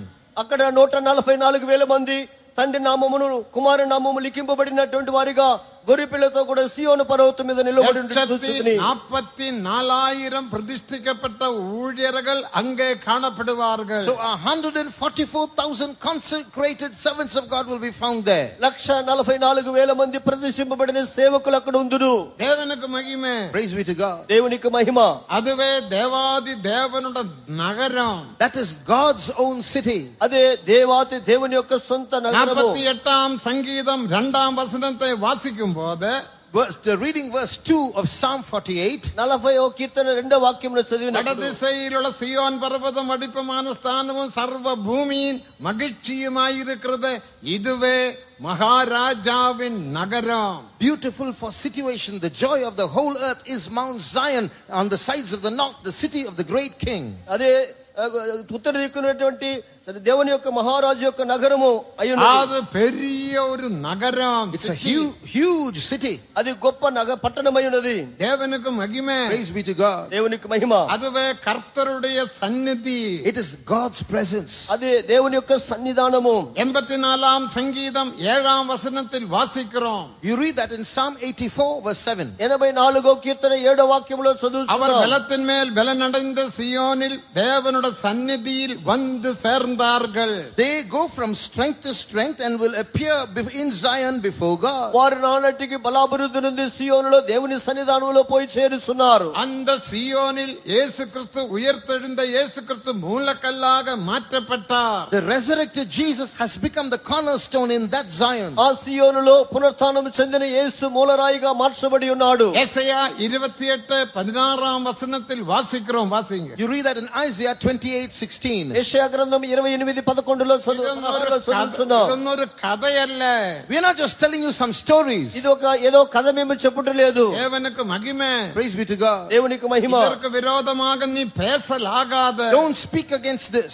దీనికి విరోధంగా నీవు మాట్లాడవద్దు. இந்த సత్యத்தை நீ விளங்காவிட்டால், If you do not understand this truth, ఈ సత్యము నీకు అర్థం కాకపోతే முழங்கால் படியிட்டு பரிசுத்த ஆவியோடு ஜெபியுங்கள். you pray in the spirit and study these truths. మోకరించి ప్రార్థించి పరిశుద్ధాత్మ దగ్గర నేర్చుకోండి. ஆவியானவர் நல்ல போதகராக இருந்து உன்னை போதிப்பார். The Holy Spirit will be a good teacher and teach you. పరిశుద్ధాత్మ దేవుడు మంచి బోధకుడిగా ఉండి నీకు బోధించును. நீ நடக்க வேண்டிய வழியை நான் உனக்கு போதித்து உன்னை நடத்துவேன். I will instruct you and teach you in the way in which you should go. నీవు నడవలసిన మార్గము నీకు బోధించి నడుపుదును. அந்த சியோனில் இயேசு கிறிஸ்து மூலக்கல்லாக மாற்றப்பட்டார். Jesus Christ has become the cornerstone in that Zion. ఆ సియోనులో యేసు మూలరాయిగా మార్చబడి ఉన్నాడు. பரீட்சிக்கப்பட்டதும் ஆதலால் கர்த்தராகிய ஆண்டவர் உரைக்கிறதாவது, இதோ அஸ்திவாரமாக ஒரு கல்லை அஸ்திவாரமாக ஒரு கல்லை நான் சியோனிலே வைக்கிறேன். அது பரீட்சிக்கப்பட்டதும் விலையேறப்பெற்றதும் திட அஸ்திவாரமும் உள்ள மூலக்கல்லாயிருக்கும். விசுவாசிக்கிறவன் பதறான். தேவனுக்கு மகிமை. Glory be to God. దేవునికి మహిమ. அவிதமாக புதிய ஏற்பாட்டு சபையே எருசலேமில் தேவன் ஸ்தாபித்தார். This is how God has established the New Testament church in Jerusalem. ఈ విధముగా దేవుడు కృత నిబంధన సంఘమును యెరూషలేమును స్థాపించి ఉన్నాడు. சபையோட மூலக்கல்லு தான் இயேசு கிறிஸ்து. Jesus Christ being the chief cornerstone of the church. సంఘం యొక్క మూలరాయి యేసు ప్రభువు. எபேசியர் 2 அதிகாரம் 19-20 வசனங்கள் வாசிக்கும் போது, Reading from Ephesians chapter 2 verses 19 and 20. ఎఫెసీ 2వ అధ్యాయం 19-20 వాక్యములో மூலக்கல்லாயிருக்க அப்போஸ்தலர்கள் தீர்க்கதரிசிகள் என்ற அஸ்திவாரத்தின் மேல் ஜீவனுள்ள கற்களாக தேவன் நம்மை கட்டி ஒரு மாளிகையாக வீடாக தேவன் மாற்றுகிறார். He has made us into a building that are built upon the foundations of the apostles and prophets, Jesus Christ himself being the chief cornerstone. యేసుక్రీస్తు ముఖ్యమైన మూలరాయి ఉండగా దాని మీద మనల్ని అపోస్తల పునాదుల మీద మనల్ని దేవుడు జీవముగల రాళ్ళుగా కట్టి లేపుస్తున్నాడు. இந்த சியோனே குறித்துள்ள ஒரு வெளிப்படுத்தலை நீ பெற்றுக்கொள்ள வேண்டும். You must receive a proper revelation about this Zion. ఈ సియోనుడి గురించిన సరైన ప్రకటనను నీవు పొందుకొనవలెను. நீடித்து வாழலாம். Then you can prolong your days. అట్లయినట్లయితే దీర్ఘాయుష్మంతులుగా జీవించవలెను. சியோன் பர்வதம் போல காணப்படுவார்கள். They that trust in the Lord will be like Mount Zion. యెహోవా యందు నమ్మికుంచు వారు కదల్చబడని సియోనుగా ఉందురు. இந்த உபதேசத்தை நீ நம்பாவிட்டால், If you do not trust this doctrine, ఈ ఉపదేశమును నీవు నమ్మకపోతే, பின்னாக எறிந்து போட்டால், and you just throw it behind your back, దీనిని నీ వెనుకకు உன்னோட త్రోసివేస్తే, வாழ்க்கையில் பலவிதமான பாப சுபாவங்கள் உருவாக்கப்படும். you will have to struggle with certain sins in your life. నీ జీవితమందు పలు విధములైన పాప స్వభావములు రూపొందబడును. எடுத்து வாழ வேண்டுமானால், But for you to live long, అయితే దీర్ఘాయుష్మంతులుగా ఉండవలనంటే ஒன்று பாவமில்லாத ஒரு ஜீவியம் நாம் செய்ய வேண்டும். பின்மாற்றமில்லாத ஜீவியம். you have to live a life without sin, a life without backsliding. ఒకటి వెనుకబాటు లేకుని పాపము లేని జీవితమును చేయవలెను. சியோனை குறித்துள்ள அறிவில் காணப்பட வேண்டும். Then you should have this knowledge of Zion. రెండవదిగా సియోనుడి గురించిన జ్ఞానము గలవారుగా ఉండవలెను. வசனங்களை நாம் கவனிக்கும் போது, When you look at these verses, చదివిన వాక్యములు గమనించినప్పుడు அநேக குதிரைகளை அவர் படைக்கும்படி எகிப்துக்கு போகலாகாது. you should not go to Egypt to multiply horses. ప్రారంభ వాక్యం 17 ద్వితీయోపదేశకాండములో అనేక గుర్రములు సంపాదించుకున్నట్టుగా ఐగుప్తుకు పోకూడదు. குதிரைகள் என்று சொல்லுவது, Speaking of horses, గుర్రం అంటే அது யுத்தத்துக்காக பாவிக்கிற ஒரு மிருகம்தான். it's a vehicle used in battle. అది యుద్ధము నిమిత్తమై ఉపయోగించేటువంటి ఒక நமக்கு ஒரு జంతువు. யுத்தம் உண்டு. We have a battle. మనకు ఒక యుద్ధము కలదు. ஆனால் குதிரைகளோட உதவி நாம் நேடக்கூடாது, But நாடக்கூடாது. we should not use the assistance of horses. అయితే గుర్రముల యొక్క సహాయం குதிரைகளோட உதவியை நாடுகிறதை விருதா என்று வாசிக்கிறோம். It is vain for us to put our trust in horses, we read. గుర్రముల యొక్క సహాయమును వెతుకుట వ్యర్థమని చదువుతున్నాం. தேவனுக்கு மகிமை. Glory be to God. దేవునికి మహిమ. ஆகையால் நம்முடைய சுயமான பலத்திலோ சுயமான சித்தத்திலோ நாம் இருந்து ஜீவிக்கலாகாது. So we should not put our trust in our own strength, in our own will. అందువలన మన స్వయ చిత్తమందును స్వయ బలములోను మనం ఆనుకోకూడదు. இனி நமக்கு 10-15 நிமிடங்கள் மட்டும்தான். We have only about 15 minutes left. 10-15 నిమిషములు మాత్రమే ఉన్నది. அவர்கள் திராட்சை ரசம் குடிக்க கூடாது என்று வாசிக்கிறோம். We read in the key verse, they should not drink, kings should not drink wine. ఆ ప్రారంభ వాక్యం ముందు వారు ద్రాక్షరసము తాగకూడదు. நீடித்து வாழ வேண்டுமானால் To live long, దీర్ఘాయుష్యులుగా ఉండాలంటే திராட்சை ரசம் குடிக்கலாகாது. kings should not drink wine. రాజు ద్రాక్షరసము இதை குறித்து తాగకూడదు. பரிசுத்த பவுல் சொல்லும் போது, St. Paul speaks about this. పౌలు దీని గురించి మాట్లాడినప్పుడు எபேசியர் 5 அதிகாரம் 18 வசனத்தின்படி, According to Ephesians 5:18, ఎఫెసీ 5:18 వాక్యానుసారంగా மார்க்கத்துக்கு எதுவான மதுபான வெறி கொள்ளாமல் ஆவியினால் நிரம்பி சங்கீதங்களினாலும் துதிகளினாலும் ஞான பாட்டுகளினாலும் கர்த்தர்க்கென்று ஹிருதயத்தில் பாடி என்று நாம் வாசிக்கிறோம். be not drunk with wine wherein is excess, but be filled in the Spirit, and speak to yourselves in psalms and hymns and spiritual songs. మద్యముతో మత్తులై ఉండి దానిలో దుర్వ్యాపారము కలదు. అయితే ఆత్మపూర్ణులై ఉండి ఒకరినొకరి కీర్తనలు సంగీతము ఆత్మ సంబంధమైన పాటలతో హెచ్చరించి మీ హృదయములో ప్రభువును గురించి పాడుచు కీర్తన చేయుడి. துன்மார்க்கத்துக்கு ஏதுவான மதுபான வெறி கொள்ளாமல் என்று பரிசுத்த பவுல் சொல்லுகிறார். Do not be drunk with excess of wine. అల్లరితో కూడినటువంటి మద్యపానముతో పాలువగా ఉండకుడి. அந்த காலத்தில் ஏசியா மைனரில் 7 சபைகள் காணப்பட்டது. In those days there were 7 churches in Asia Minor. చిన్న ఏసియాలో అధీనములో 7 సంఘములు కనబడి ఉన్నవి. 7 சபையில் ஒரு மேன்மையான ஆவிக்குரிய சபைதான் எபேசோஸ் சபை. And one of those churches, a prominent church, was the church at ఆ Ephesus. 7 సంఘముల్లో ఎఫెసీ సంఘము அந்த ఆత్మీయమైన சபைக்கு సంఘము. தூது கொடுக்கும் போது, While message was given to the church at Ephesus. ఆ సంఘమునకు వర్తమానం நீங்கள் ఇచ్చినప్పుడు மதுபான வெறி கொள்ளாமல் என்று வாசிக்கிறோம். Do not be taken up by excess of wine. మీరు మద్యపానముతో మత్తులై ఉండకూడదని చెప్పబడినది. சபையில் உள்ளவர்கள் குடித்தார்களா? Does it mean that they drank? ఎఫెసు సంఘములో ఉన్న వారు త్రాగారా? இல்ல, அவர் குடிக்கவில்லை. They did not drink. లేదు, వారు తాగలేదు. அதனோட அர்த்தம் என்ன? What does this verse mean? దాని అర్థం ఏమిటి? மதுபான வெறி என்று சொன்னால், மதுபானம் என்று சொன்னால், When you speak of excess of wine, మద్యపానం అంటే நீதிமொழிகள் 20ஆம் அதிகாரம் 1ஆம் வசனத்தை வாசிக்கும் போது, reading from Proverbs 20 verse 1, సామెతలు 21లో చదివినప్పుడు மதுபானம் அம்ளியையும் திராட்சரசம் பரிகாசத்தையும் வெளிப்படுத்துகிறது. wine is a mocker, strong drink is raging. ద్రాక్షరసం విక్రీంతో పాలు చేయును, మద్యపానము అల్లరి పుట్టించును. தேவனுக்கு மகிமை. Glory be to God. దేవునికి మహిమ. மதுபானம் அமளியே வெளிப்படுத்துகிறது. Wine is a mocker. మద్యము అల్లరిని చూపుచున్నది. திராட்சரசம் பரிகாசத்தை வெளிப்படுத்துகிறது. Strong drink represents raging. ద్రాక్షరసము వెక్కిరింతలను చూపుచున్నది. நீங்கள் உங்களுடைய குடும்பங்களில் அமளி பண்ணுகிறீர்களா? When you fight at home, మీరు మీ కుటుంబములో అల్లరి చేయుచున్నారా? அப்படி நீங்க அமளி பண்ணினால் நீங்கள் மதுபானம் குடித்தீர்கள் என்று அர்த்தம். raging and at home is equivalent to being drunk. మీ కుటుంబములో అల్లరి చేయవారుకుంటే మీరు మద్యము తాగువారని అర్థము. மதுபானம் குடிக்கலாகாது. Don't drink.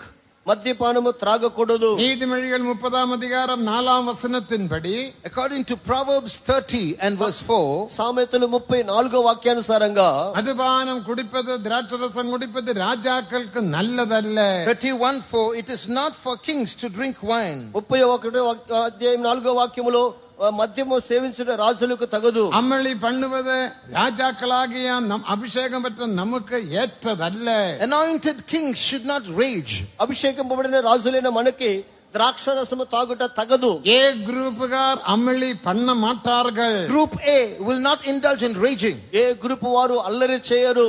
தேவனுக்கு மகிமை. Glory be to God. దేవునికి మహిమ. பாஸ்டர் ஏசி தோமஸ் அவர்கள் அடிக்கடி சொல்லுவார்கள். Pastor A.C. Thomas would often say, pastor AC Thomas గారు అప్పుడప్పుడు చెప్పుదురు, தேவ ஜனங்கள் ஊழியர்களும் விசுவாசிகளும் வாயில் தண்ணி ஊத்தி ஜீவிக்க வேண்டும். God's people, believers and servants of God should live with water in their mouths. దేవుని సేవకులు విశ్వాసులు తమ నోళ్ళలో నీళ్లను పోసుకొని జీవించాలని పాస్టర్ ఏసీ గారు చెప్పుదురు. அதற்கு பதில் கொடுக்க நமக்கு அதிகாரம் இல்லை.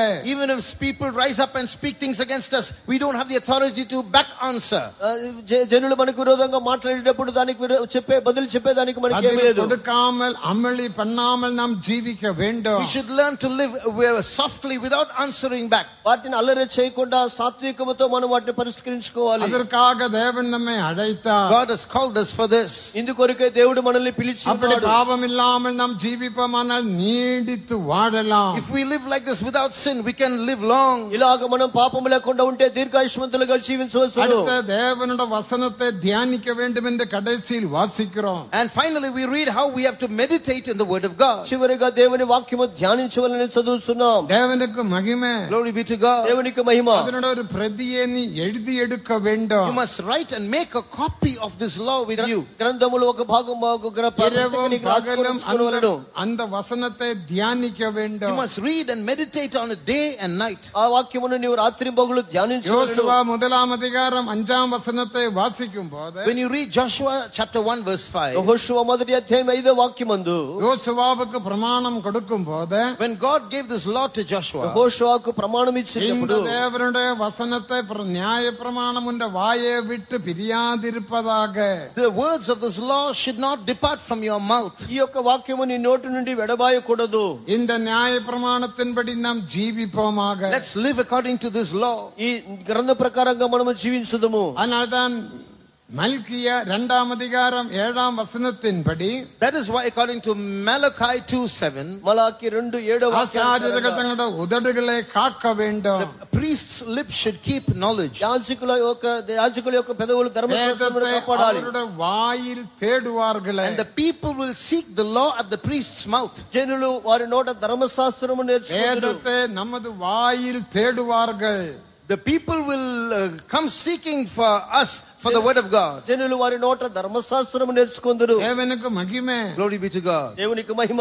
ஊழியர்களானாலும் விசுவாசிகளானாலும் தேவ ஜனங்களுக்கு பொது மக்களுக்கு ஆலோசனை கொடுக்கக்கூடிய நிலைமையில் நாம் காணப்பட வேண்டும். Servants of God or believers, we should be found at a level where we can give counsel and God's word to the public. విశ్వాసులైన దైవ సేవకులైనప్పటికీ అన్ని జనులకు మనము దేవుని వాక్యం చెప్పేవారు ఉండవలెను.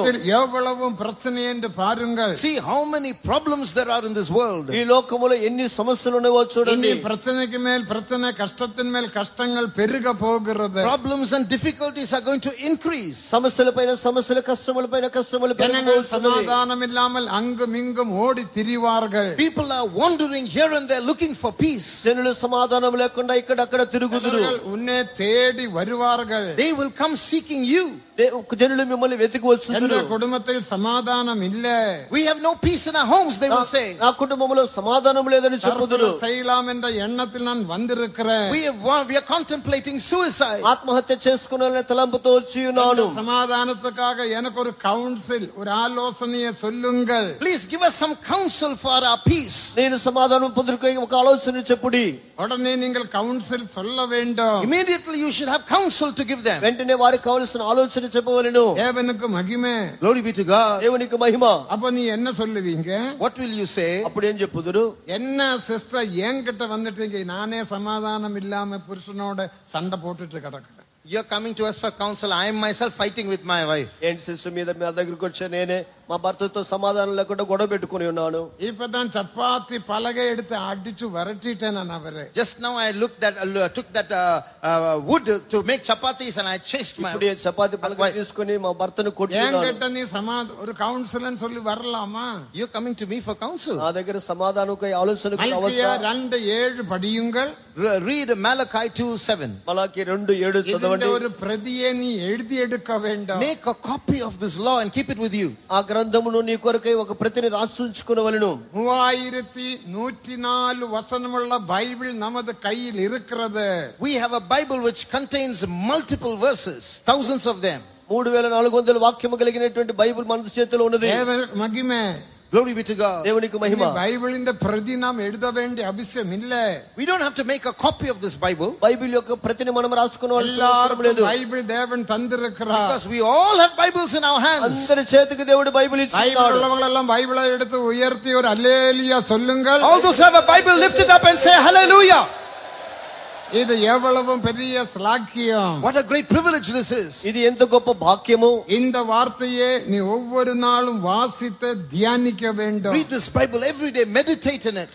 ఈ వాక్యమును ప్రతిదినము చదివి ధ్యానించవలెను. జనங்கள் ఆలోచనயை தேடி வருவார்கள். And people will come to you for counsel. జనులు ఆలోచన వెతికి వచ్చుదురు. நான் சமாதானம் இல்லாமல் இருக்கிறேன் என்று சொல்லாதீர்கள். Don't say I am without peace. నేను సమాధానం లేకుండా ఉన్నానని చెప్పవద్దు. సమాధానం இல்லை என்று நீ சொல்லாதே. Don't say in my house there is no peace. నాకు సమాధానం లేదని నీవు చెప్పవద్దు. அவனே தேவன் உன்னோட வீட்டுக்கு அனுப்பினார். God is sending him to your house. దేవుడే ఆ వ్యక్తిని నీ ఇంటికి పంపాడు. என் மகளே அவனுடைய வீட்டுக்கு போ. My son, my daughter, go to that house. నా కుమారుడా కుమార్తె వారి ఇంటికి వెళ్ళుము. அதனால் தான் அவர் வந்திருக்கிறார். They have come with a need. అందుకొరకు వారు నీ ఇంటికి వచ్చి ఉన్నారు. நீ அவருக்கு ஆலோசனையை சொல்ல வேண்டும். Therefore you should give them counsel. వెంటనే నీవు వారికి ఆలోచన ఇవ్వాలను. அப்படிப்பட்ட ஆலோசனை உடையவராக நாம் காணப்பட வேண்டும். So we should be people who have such counsel to give. వారికి ఇచ్చే ఆలోచన గలవారుగా మనం ఉండవలెను. அந்த ஆலோசனையை கொடுக்கும் போது When you give that counsel, ఆ ఆలోచన ఇచ్చేటప్పుడు 119 சங்கீதம் 11 வசனத்தின்படி, according to Psalm 119 and verse 11, 119 కీర్తన உமக்கு விரோதமாக நான் பாவம் செய்யாதபடிக்கு உமது வார்த்தையை எனக்குள் வைத்தேன். thy word have I hid in my heart that I might not sin against thee. నీ ఎదుట నిన్ను పాపము చేయకుండానట్లుగా నీ వాక్యము నా హృదయములో ఉంచుకొని ఉన్నాను. ஒவ்வொரு நாளும் தேவ ஜனங்கள் வேதத்தை வாசித்த ஒரு வசனத்தை பாராமல் படித்த டைரியில் எழுதி வைக்க வேண்டும். That is why children of God should read the Bible every day, learn one verse by heart and write it in the Bible. అందువల్ల దేవుని సన్నిధిలో ప్రతిదిన బైబిల్ చదివి ఒక వాక్యమైన చదివి దాన్ని డైరీలో రాసి పెట్టుకొనవలెను. அந்த வசனத்தை நீ தியானித்து அந்த வெளிப்படுத்தலை நீ எழுதி வைக்க வேண்டும். You must meditate on that verse and write the revelation about it. ఆ వాక్యమును నీవు ధ్యానించి ప్రకటన రాసి పెట్టుకొనవలెను. அதுதான் இங்க புதிய ஊழியர்களுக்கு கொடுக்கிற ஒரு training. In the training, new workers are assigned that work. అదే కొత్త నిబంధనలు ఇక్కడ కొత్త సేవకులు ఇచ్చేటువంటి అభ్యాసం. ఓన్ రెవల్యూషన్ நமக்கு தேவை. So we all need revelation. వాక్యమును గురించి సొంత ప్రకటన మనకు కావాలి. வெளிப்படுத்தல் இராவிட்டால் ஜனங்கள் சீர்கெட்டு போவார்கள். Where there is no revelation, people will perish. ప్రకటన లేనట్లయితే జనులు కట్టులేకపోవుదురు. இன்றைக்கு உலகத்தில் உள்ள மக்களுக்கு படிப்புண்டு, பணமுண்டு, வாஸ்தியுண்டு, எல்லா வசதியும் உண்டு. The people of this world today, they have education, they have money, they have convenience. లోకములో జనులకు విద్యను, ధనమును, ఐశ్వర్యం అంత కలదు. ஆனால் தேவனை குறித்த வசனத்தை குறித்த வெளிப்படுத்தல் இல்ல. But they have no revelation about the word of God or about God. అయితే దేవుని గురించో దేవుని వాక్యమును గురించో జనులకు ప్రకటన లేదు. படித்தவர்களும் தற்கொலை செய்கிறார்கள். That is why even educated people today are ending their lives. అందువల్లనే విద్యావంతులు కూడా ఈ దినములలో ఆత్మహత్య చేసుకుంటున్నారు. மக்கள் தற்கொலை செய்கிறார்கள். Educated people are ending their own lives.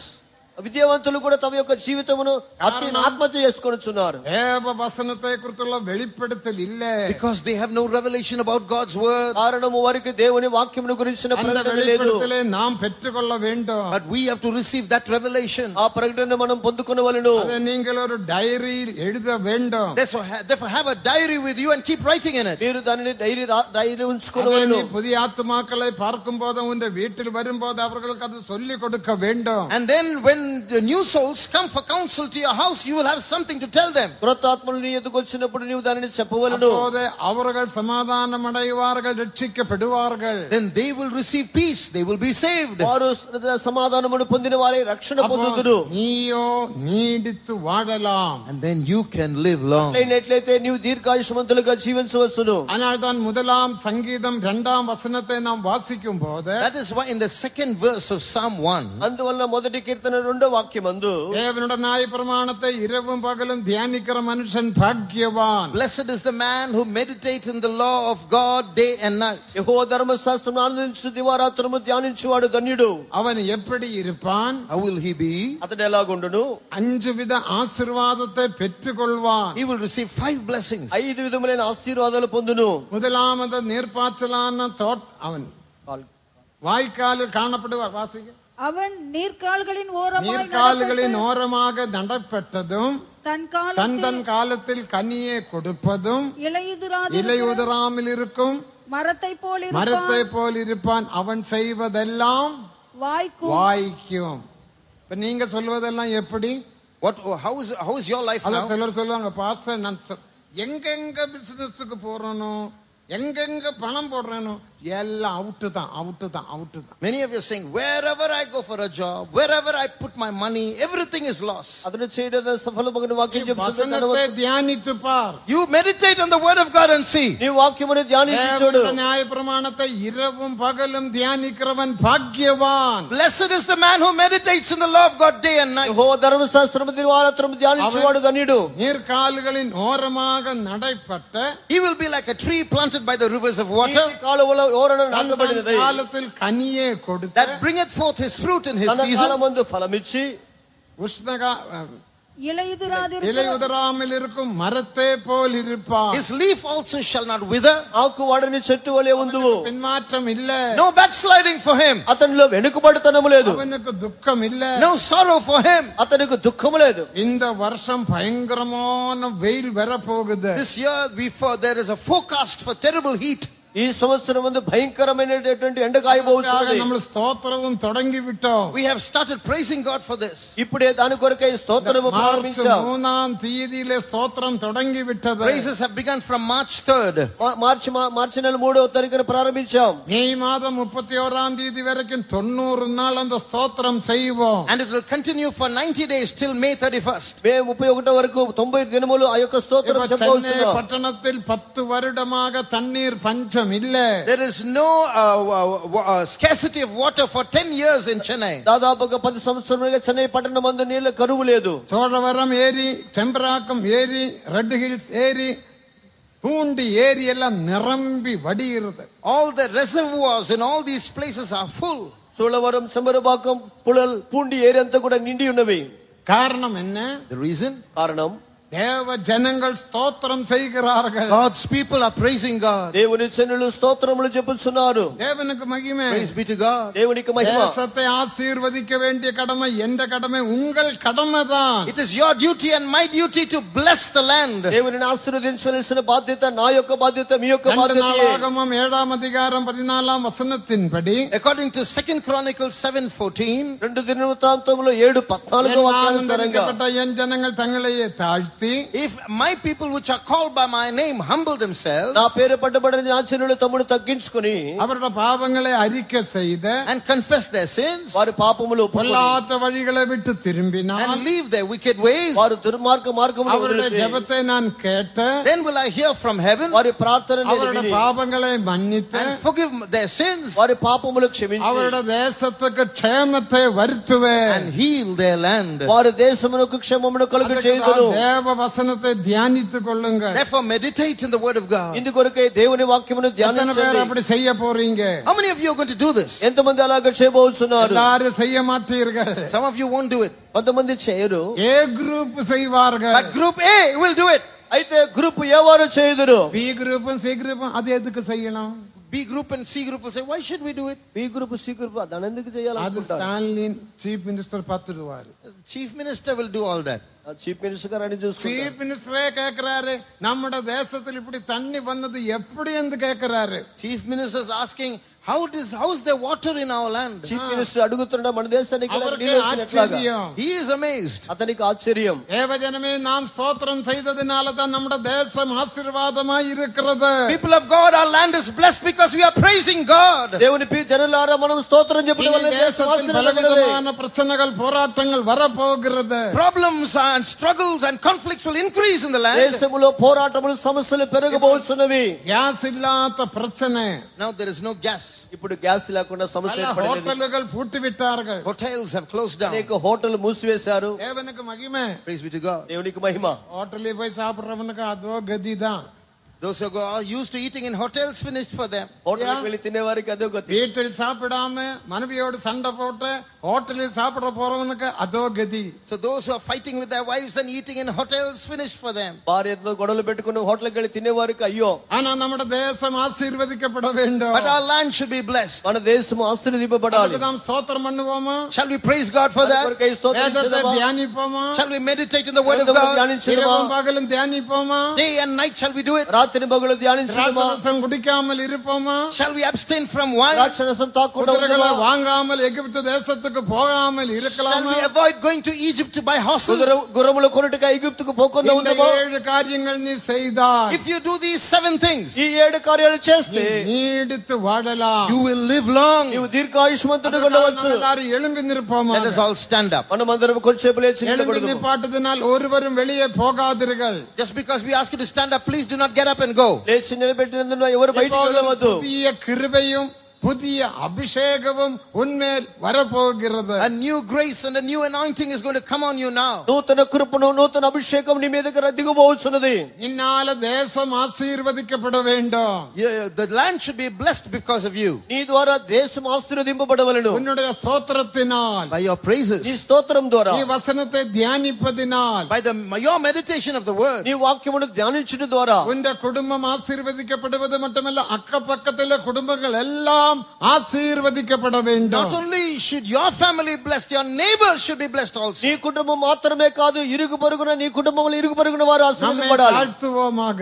Let's humble ourselves. మనల్ని తగ్గించుకుందాం. ஆசா ராஜாவை குறித்து நாம் பார்க்கும்போது, When you read of King Asa, ఆసా రాజుని గురించి அவனுடைய చదివినప్పుడు காலத்திலும் ஒரு யுத்தம் வந்தது. there was a war in his days. అతని కాలమందు యుద్ధం జరిగినది. 2 நாளாகமம் 14ஆம் அதிகாரம் 16ஆம் வசனத்தில், In 2 Chronicles 14:11 you read it. 2 దినవృత్తాంతాలు 14:11లో எத்தியோப்பியனுமாக உள்ள ஒரு யுத்தம். A war with the Ethiopians. ఐథోపియులకు విరోధమైన యుద్ధము. எத்தியோப்பியன் பலசாலியான ஒரு ராஜ்யம். The Ethiopians were a powerful nation. వారు మిక్కిలి బలిష్ఠులైనటువంటి ஆனா రాజులు. ஆசா ராஜா என்ன செய்தான்? But what did King Asa do? అయితే ఆసా రాజు அவன் ఏం தன்னை చేస్తున్నాడు? தாழ்த்தினான். He humbled himself. తన్ను அவன் తగ్గించుకుని ఉన్నాడు. குதிரையை நம்பவில்லை. He didn't trust in horses. అతడు గుర్రములు నమ్మలేదు. குதிரையை வாங்கும்படிக்கு எகிப்து தேசத்துக்கு போகவில்லை. He didn't go to Egypt to buy horses. గుర్రముల మీద నమ్ముకొచ్చిన ఐగుప్తుకు അവൻ వెళ్ళలేదు. തന്റെ സ്വയ ബലത്തിൽ നമ്പവില്ല. He didn't trust in his own తన strength. సొంత బలము నమ్ముకోలేదు. അവൻ തന്നെ താഴ്ത്തിനാൻ. He humbled himself. నన్ను తగ్గించుకున్నాడు. ബലവാനുക്കും ബലവീനനുക്കും നീരല്ലവാ ഉദവി. Lord, are you not the one who saw the strength of the weak and the strong? బలము గలవారికైనా బలము లేని వారికైనా నీవే కదా సహాయం. எத்தியோப்பியன் ஏராளமான ஜனங்களுமாக ராணுவமாக வந்திருக்கிறார்கள். Ethiopians are a great host. కుషీలు విస్తారమైన గుర్రములతో రథములతో వచ్చారు. செய்ய பலன் இல்ல. We have no strength to fight against them. నాకు యుద్ధం చేసే బలము లేదు. குதிரைகளை நம்புகிறது இல்ல. Lord, we are not putting our trust in నేను horses. గుర్రమును నమ్ముటలేదు. குதிரைகளை நம்புவது விருதா. It is vain to put our trust in horses. గుర్రముల మీద నమ్మి కూర్చున్న వృధా వ్యర్థం. But we are putting our trust in thee. నిన్నే నమ్ముకొని ఉన్నాను. என் பலனாகிய கர்த்தாவே நான் உம்மில் அன்பு கூறுவேன். In thee will I love, O God, my strength. నా బలమైన యెహోవా నీ యందు నేను నమ్మికించి ఉన్నాను. நீரே எனக்கு பலன். You are my strength. నీవే నాకు బలము. நீர் எனக்கு உதவி செய்ய வேண்டும் என்று ஆசா ராஜா ஜெபித்தார். King Asa prayed, saying, Lord, help us. నీవు నాకు సహాయం చేయమని ఆశ அந்த யுத்தத்தில் ప్రార్థించినాడు. ஆசா ராஜாவுக்கு ஜெயம் உண்டாயிற்று. And King Asa triumphed in that battle. ఆ ఆశ రాజుకు గొప్ప జయం కలిగినది. இப்ப தேசத்துக்காக நாம் ஸ்தோத்திரம் பண்ண Now போகிறோம். we are going to praise God for the land. మనము మన దేశము కొరకై స్తోత్రం அதற்கு முன்பு చెల్లించబోతున్నాం. ஒரு வல்லமையின் அபிஷேகத்தை நாம் But பெற்றுக்கொள்வோமாக. before that, we are going to receive a mighty anointing. దానికి ముందుగా ఒక శక్తివంతమైన எத்தனை பேருக்கு అభిషేకాన్ని வல்லமையின் పొందగలము. அபிஷேகம் தேவை. How many of you want that mighty anointing? ఎంతమందికి శక్తివంతమైన అభిషేకం కావాలనో அபிஷேகம் வேண்டியவர்கள் கரங்களை தட்டி தட்டி ஆவியில் நிரம்பி தேவனை துதியுங்கள். Those who want that anointing, clap your hands, get filled in the Spirit and praise God. అభిషేకం కావలసిన వారు చేతులు ఎత్తి దేవుని స్తుతించుడి. வல்லமையின் அபிஷேகம் இறங்கட்டும். Let that powerful anointing descend. శక్తివంతమైన అభిషేకము దిగిరానివ్వండి. தேவன் உன்னை ஏ குரூப்பாக மாற்றி விட்டார். God has made you A group. దేవుడు నిన్ను ఏ గ్రూపుగా మార్చి ఉన్నాడు. బి గ్రూప్ మల్ల సి గ్రూప్ మల్ల. You are not group B or group C. నీవు బి గ్రూప్ నో సి గ్రూప్ కాదు. நீயே A group. You are group A. నీవే గ్రూప్ ఏ. ஏ குரூப்பே மகிழ்ந்து கலிகூருங்கள். Rejoice, O group A. Group A సంతోషించి ఆనందించండి. எல்லாரும் கரங்களை தட்டி தட்டி ஆவியில் நிரம்பி தேவனை துதியுங்கள். Clap your hands, get filled in the Spirit and praise God. అందరూ చప్పట్లు కొట్టి ఆనందించి దేవుని స్తుతించండి. வல்லமையின் அபிஷேகத்தை பெற்றுக்கொள்ளுங்கள். Receive that mighty anointing. శక్తివంతమైన అభిషేకమును పొందుకొనండి. எல்லாரும் ஆவியில் நிரம்புங்கள். All get filled in the Spirit. అందరూ ఆత్మతో నింపబడండి. ఆత్మతో నింపబడండి. வல்லமையின் அபிஷேகத்தை பெற்றுக்கொள்ளுங்கள். Receive that mighty anointing. శక్తిగల అభిషేకమును పొందుకొనండి. ஆனந்தம் கொள்ளும் இயேசு சபையே அதிவேகம் வரமணவாளம். ஆனந்தம் கொள்ளும் இயேசு சபையே. அதிவேகம் வரமணவாளம். ஜெயகீதம் பாடிடுவோம். மீட்பின் நாளில் உன்னதத்தை சகிக்கும் சபை. இன்ப வீட்டில் சேர்க்க மணாளை வரா. துன்பத்தை சகிக்கும் சபை. இன்ப வீட்டில் சேர்க்க மணாளை வரா. ஆனந்தம் கொள்ளும் இயேசு சபை. அதிவேகம் வரமணவாளம். ஆனந்தம் கொள்ளும் இயேசு சபை. அதிவேகம் வரமணவாளம். ஜெயகீதம் பாடிடுவோம். மீட்பின் நாளில் வருவதா. துன்பத்தை சகிக்கும் சபை. இன்ப வீட்டில் சேர்க்க மணாளை வரா.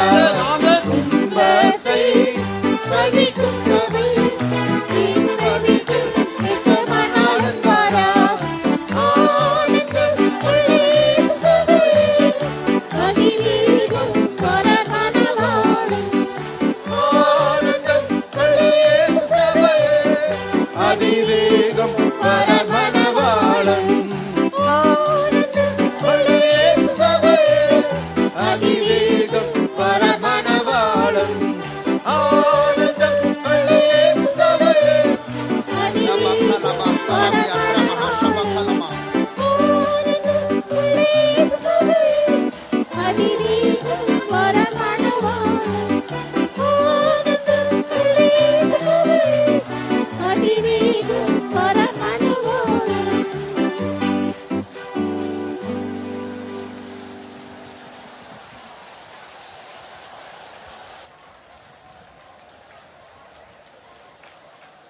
Hallelujah. Just one last time before we close this meeting. இந்த கூட்டத்தை முடிப்பதற்கு முன்பதாக கடைசியாக ஒரு முறை அபிஷேகத்தை பெறுவோம். ఈ కూటం ముగింపుకు మునుపు చివరిగా మనం అభిషేకమును పొందుదుము. Lord is making us that group of that overcomers. தேவன் நம்மை ஜெயம் கொண்டவர்களின் கூட்டமாக மாற்றிக் கொண்டிருக்கிறார். దేవుడు మనల్ని జయించుకుంటూ వారిగా మార్చుచున్నాడు.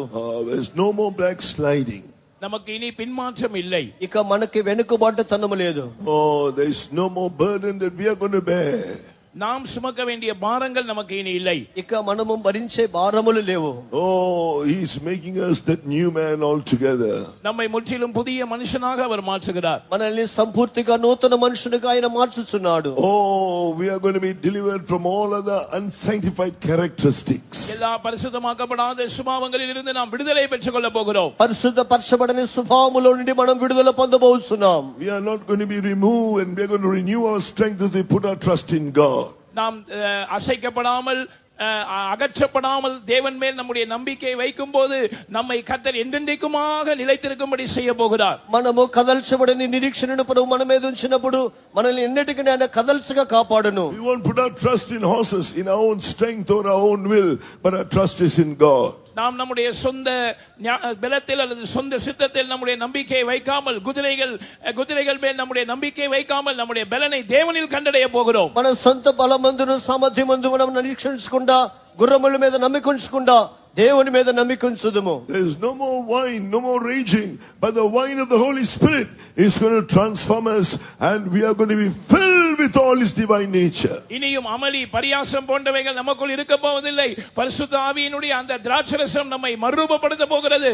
அவருடைய தெய்வீக சுபாவங்களினால் குணாசீலங்களினால் நிறைந்தவர்களாய் நாம் இருக்க போகிறோம். ఇక మీద ద్రాక్షరసం మధ్య మనలో ఉండదు, అల్లరి మనలో ఉండదు. ఆయన యొక్క పరిశుద్ధాత్మ శక్తితో రూపాంతరం చెందబోతున్నాం. Finally, we are going to be a group of people who are going to meditate on His word. கடைசியாக அவருடைய வசனத்தை தியானிக்கிற ஒரு ஜனக்கூட்டமாய் நாம் மாற போகிறோம். చివరిగా ఆయన వాక్యమును ధ్యానించే గుంపుగా మనం మారబోతున్నాం. We are going to live by the law of God, and others also going to come to us and receive it, and He's going to make us ready for the rapture. தேவனுடைய நியாயப்பிரமாணத்தின்படி நாம் ஜீவிக்க போகிறோம். மற்றவர்களும் அதை பெற்றுக்கொள்ளும்படியாக நம்மிடத்தில் வரப்போகிறார்கள். இவ்விதமாக நாம் கர்த்தருடைய வருகைக்காக ஆயத்தமாக்கப்பட போகிறோம். దేవుని గ్రంథానుసారంగా మనం జీవించబోతున్నాము. దేవుని మాటలు పొందుటకై ఇతరులు మన దగ్గరికి రాబోతున్నారు.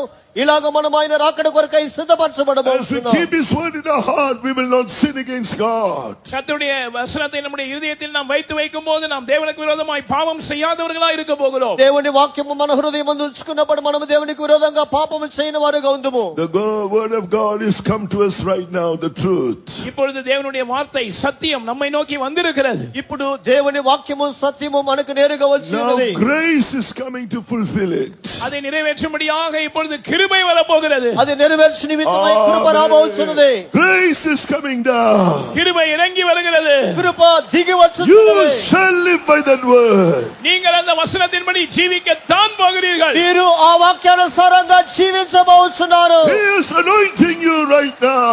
அதற்காக இப்பொழுதே அவர் உங்களை அபிஷேகம் பண்ணுகிறார். దాని నిమిత్తమై ఇప్పుడే ఆయన మిమ్మల్ని అభిషేకించబోతున్నాడు. The grace of God will do it. தேவனுடைய கிருபை அதை செய்யும். దేవుని కృప దానిని చేయును. He is anointing you, saying, grace, grace unto you.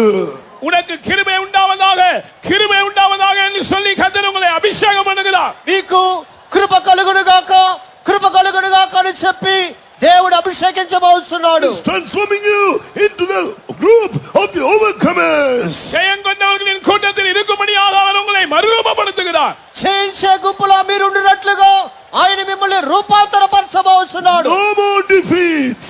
இனியும் தோல்வி இல்லை. ఇక ఎన్నడూ అపజయము లేదు. No more sin in our lives. பாவம் இனி நம்முடைய ஜீவியத்தில் இல்லை. పాపము మీ జీవితంలో ఇక ఉండదు. See the anointing. அந்த அபிஷேகத்தை பெற்றுக்கொள்வோம். అట్టి అభిషేకాన్ని పొందుకుందాం. Hallelujah.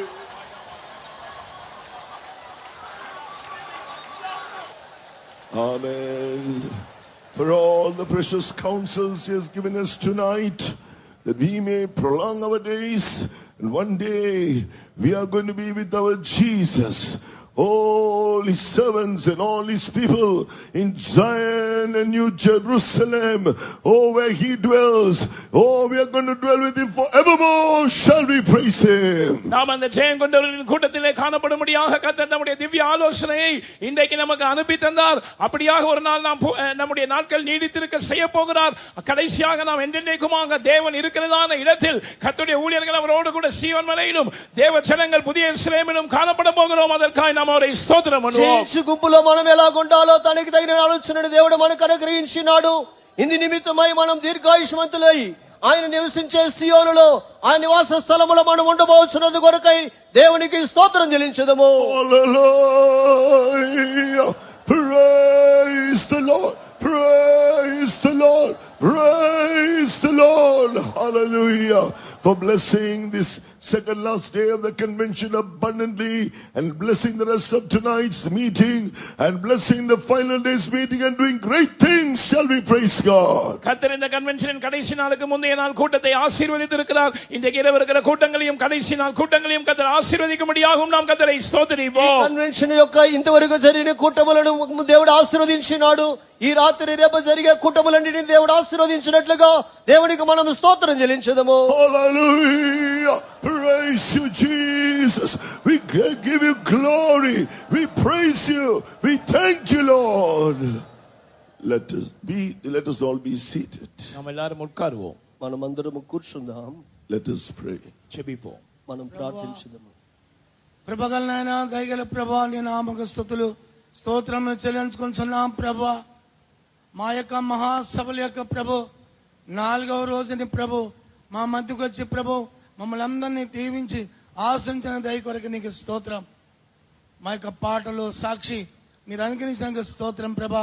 విశేషంగా ప్రభు సియోల నుంచి శ్రేష్టమైన మర్మాలు మాకు బయలుపరిచిన దయ కొరకు నీకు స్తోత్రం.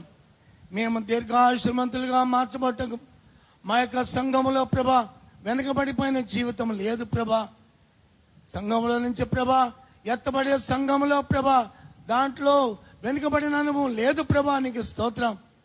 బలుల ద్వారా నాతో నిబంధన చేసిన భక్తులను నేను త్వరగా సమకూర్చబోతున్నాను. అది ఏ గ్రూప్ అని చెప్పావు ప్రభా. నీకు స్తోత్రం. మేము ఏ గ్రూపులో ఉండి ప్రభా రాకుడు కనుక సిద్ధపడ్డాం. సహాయం చేయండి. వెనుకబడిపోయిన జీవితంలోను ప్రభా దుర్మార్గ జీవితంలో బి గ్రూప్ సి గ్రూపులో ఉండకుండా ప్రభు మేమందరం ఏ గ్రూపులో చేర్చబడి ప్రభా మీరు వచ్చినప్పుడు ఎత్తబడటానికి మేమందరికీ సహాయం చేయండి ప్రభా. మా జీవితంలో ఎలాంటి వెనుకబడిపోయిన అనుభవాలు ఉండకూడదు ప్రభా. సియోను యెరూషలేములో మీరు చేర్చుకోవడానికి మీరు త్వరగా రాబోతున్నారు ప్రభా. నీకు స్తోత్రం ప్రభా. దుర్మార్గమైన జీవితము పాప జీవితము మాలోకి రాకుండా ప్రభు నీ గ్రంథాన్ని చదివి ప్రభా దాని ప్రకారంగా జీవించి నిత్య సియోనులో యెరూషలేములో గడపడానికి మా అందరికీ సహాయం చేయమని యేసు నామమున పేరు అడుగుతున్నాను మా తండ్రి. Father God, we thank you for tonight, oh God. Lord, we thank you for your love. Because of your love, oh God, even tonight, you have warned us with thy word, oh God. We thank you, Lord. Lord, we are not satisfied just being in the Spirit-filled church, but we want to prolong our days in that group called Men Child, oh God. We want to be found in that group of men child, oh, where it will not turn, oh, as it goes, the New Testament church that will not turn back, that will not look back, that will not backslide, oh God. Lord, we want to be in that group, oh God. Lord, thou art not coming for a backslider, thou art coming for a overcoming church. Lord, we want to be in that group, oh God. We don't want to backslide, oh Father. Lord, we thank thee, oh God, we praise thee. Lord, deliver, Lord, from all kind of sin, oh spiritual sin, all bitterness, anger, all unsanctified characters, oh God. Lord, fill us, Lord, with the truth of New Jerusalem and Zion, oh God. Oh Lord, help us to believe, oh God. We thank you, Father. Help us, oh God, put our trust in our Jesus. Trust, oh God, in our God. not in our flesh, in our will, oh God. We thank you, we praise you, Father. Let us not be drunk with the world, the pleasures of the world. Oh, let us be drunk with the Holy Spirit, oh God. Oh, meditating upon thy word day and night. And we will prosper, Lord, spiritually. We will become the glorious church without spot or wrinkle, oh God. Ready for the trumpet sound, oh God. Ready to be transformed, to be cut up in the midair, to live with thee forever and ever in Zion and New Jerusalem, oh God. We thank you, Lord, even now. We pray all those who are in the wrong place, in that group B and C, oh God. Lord, have mercy, oh God. Lord, have mercy, oh God. Even now, touch, oh Lord, we pray. Oh, bring them back, oh God, to that group A.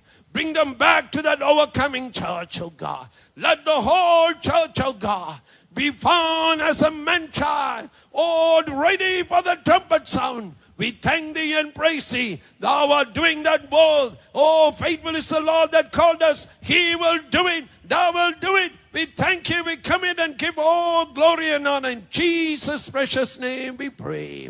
Amen. எங்களை நேசிக்கிறதான எங்கள் அருமையான பிதாவே, நாங்களும் நன்றியோடு கூட வாழ்த்துகிறோம் சுவாமி. இந்த நாள் கூட்டத்தை உம்முடைய மகிமையினால் நீர் ஆசீர்வதித்தபடியினால் உம்மை நன்றியோடு கூட வாழ்த்துகிறோம். வல்லமையுள்ள பட்டகத்தோடு நீர் எங்களை மத்தியில் வந்து சத்துருண்ட வல்லமைகள் எல்லாம் சிதறடித்து ஆரம்பம் முதல் முடி மட்டும் இந்த கூட்டத்தை ஆசீர்வதித்து தந்த உம்முடைய தயவுக்காய் நன்றியோடு கூட துதிக்கிறோம். ஆயுசு நாட்கள் நீடித்திருக்கும்படியாய் பல உபதேசங்களை குறித்து நீர் எங்களோடு பேசினபடியினால் உண்மை நன்றியோடு கூட தாழ்த்துகிறோம், வாழ்த்துகிறோம். முதலாவதாக பின்மாற்ற ஜீவியம் இருக்கக்கூடாது என்று நீர் எங்களோடு கூட பேசினபடினால் உண்மை நன்றியோடு கூட ஸ்தோத்தரிக்கிறோம். அந்த 4 ஜீவிகளும் புறப்பட்டு போனதான சமயம் பின்னிட்டு பார்க்கவில்லை என்ற வசனத்தின் மூலமா நீர் எங்களுக்கு உரைத்தபடியினால் ஸ்தோத்திரம். ஆனபடினால புதிய ஏற்பாட்டு சபையாகிய அந்த ஆண் பிள்ளைக்கென்று ஆயத்தப்படுத்தலான அந்த ஏ குரூப்பில் எந்த விதமான பின்மாற்றத்தின் வல்லமைகளும் ஆட்கொள்ளாதவண்ணம் கத்தாவே கடைசி மட்டும் பாதுகாக்கும்படியாய் கிருபையுள்ள கரங்கள் நாங்கள் ஒப்படைக்கிறோம். கத்தாவே நீடித்திருக்கும்படியாய் அசையாத பர்வதமாகி சியோன் போல இருக்க வேண்டும் என்று உம்முடைய வசனம் மூலமாய் பேசினபடியினால் உம்மை நன்றியோடு கொடுத்திருக்கிறோம். ஆனபடியினாலே எப்போதும் கத்தாவே உம்மை ஆசிரியத்து உம்மை நம்பிக்கை கொண்டு கத்தாவே அசையாதவர்களாய் நீடித்தவர்களாய் காணப்படத்தக்கதான அந்த சியோனின் உபதேசம், அந்த சியோனின் தரிசனம் உபதேசத்தை கத்தாவே தங்களை இருதயத்தில் ஏற்றுக்கொண்டு அதன்படி ஜீவிக்க ஏராளமான கிருபை எல்லாருக்கும் கொடுக்கும்படியாய் நாங்கள் கெஞ்சி மடாடி கட்டுக்கொள்கிறோம். நீடித்திருக்கும்படியாய் கத்தாவே அந்த ராஜாவானவன் அநேக குதிரைகளை சம்பாதிக்கும்படியாய் எகிப்துக்கு போகக்கூடாது என்று உம்முடைய வசனத்தின்படி நீர் எங்களோடு பேசினீரே. ஆனபடினால் ஆண்டவரே, சொந்த பலத்தில் சார்ந்திடாதவனும் சொந்த சித்தம் செய்யாதவனும் தேவ சித்தம் செய்து தேவ பலத்தில் நாங்கள் ஆசிரியத்தை ஜீவிக்க நீர் எங்களுக்கு உதவி செய்யுமே. பரியாசம் அமளி என்றதான அந்த கத்தாவே திராட்சரசம் யாரும் அருந்தாதவனும் கடைசி மட்டும் எல்லாரையும் பாதுகாத்துகளும் பரிசுத்தாவியில் நிறைந்து அந்த கத்தாவே அந்த சந்தோஷத்தில் காணப்படுதல் எல்லாருக்கும் உதவி செய்யும். கத்தாவே நீடித்து இருக்கும்படியாய் அவன் வசனத்தின் ஒரு பிரதிகளை அவன் கத்தாவே வாங்கி அவன் வாசித்து தியானிக்க வேண்டும் என்று பேசினீரே.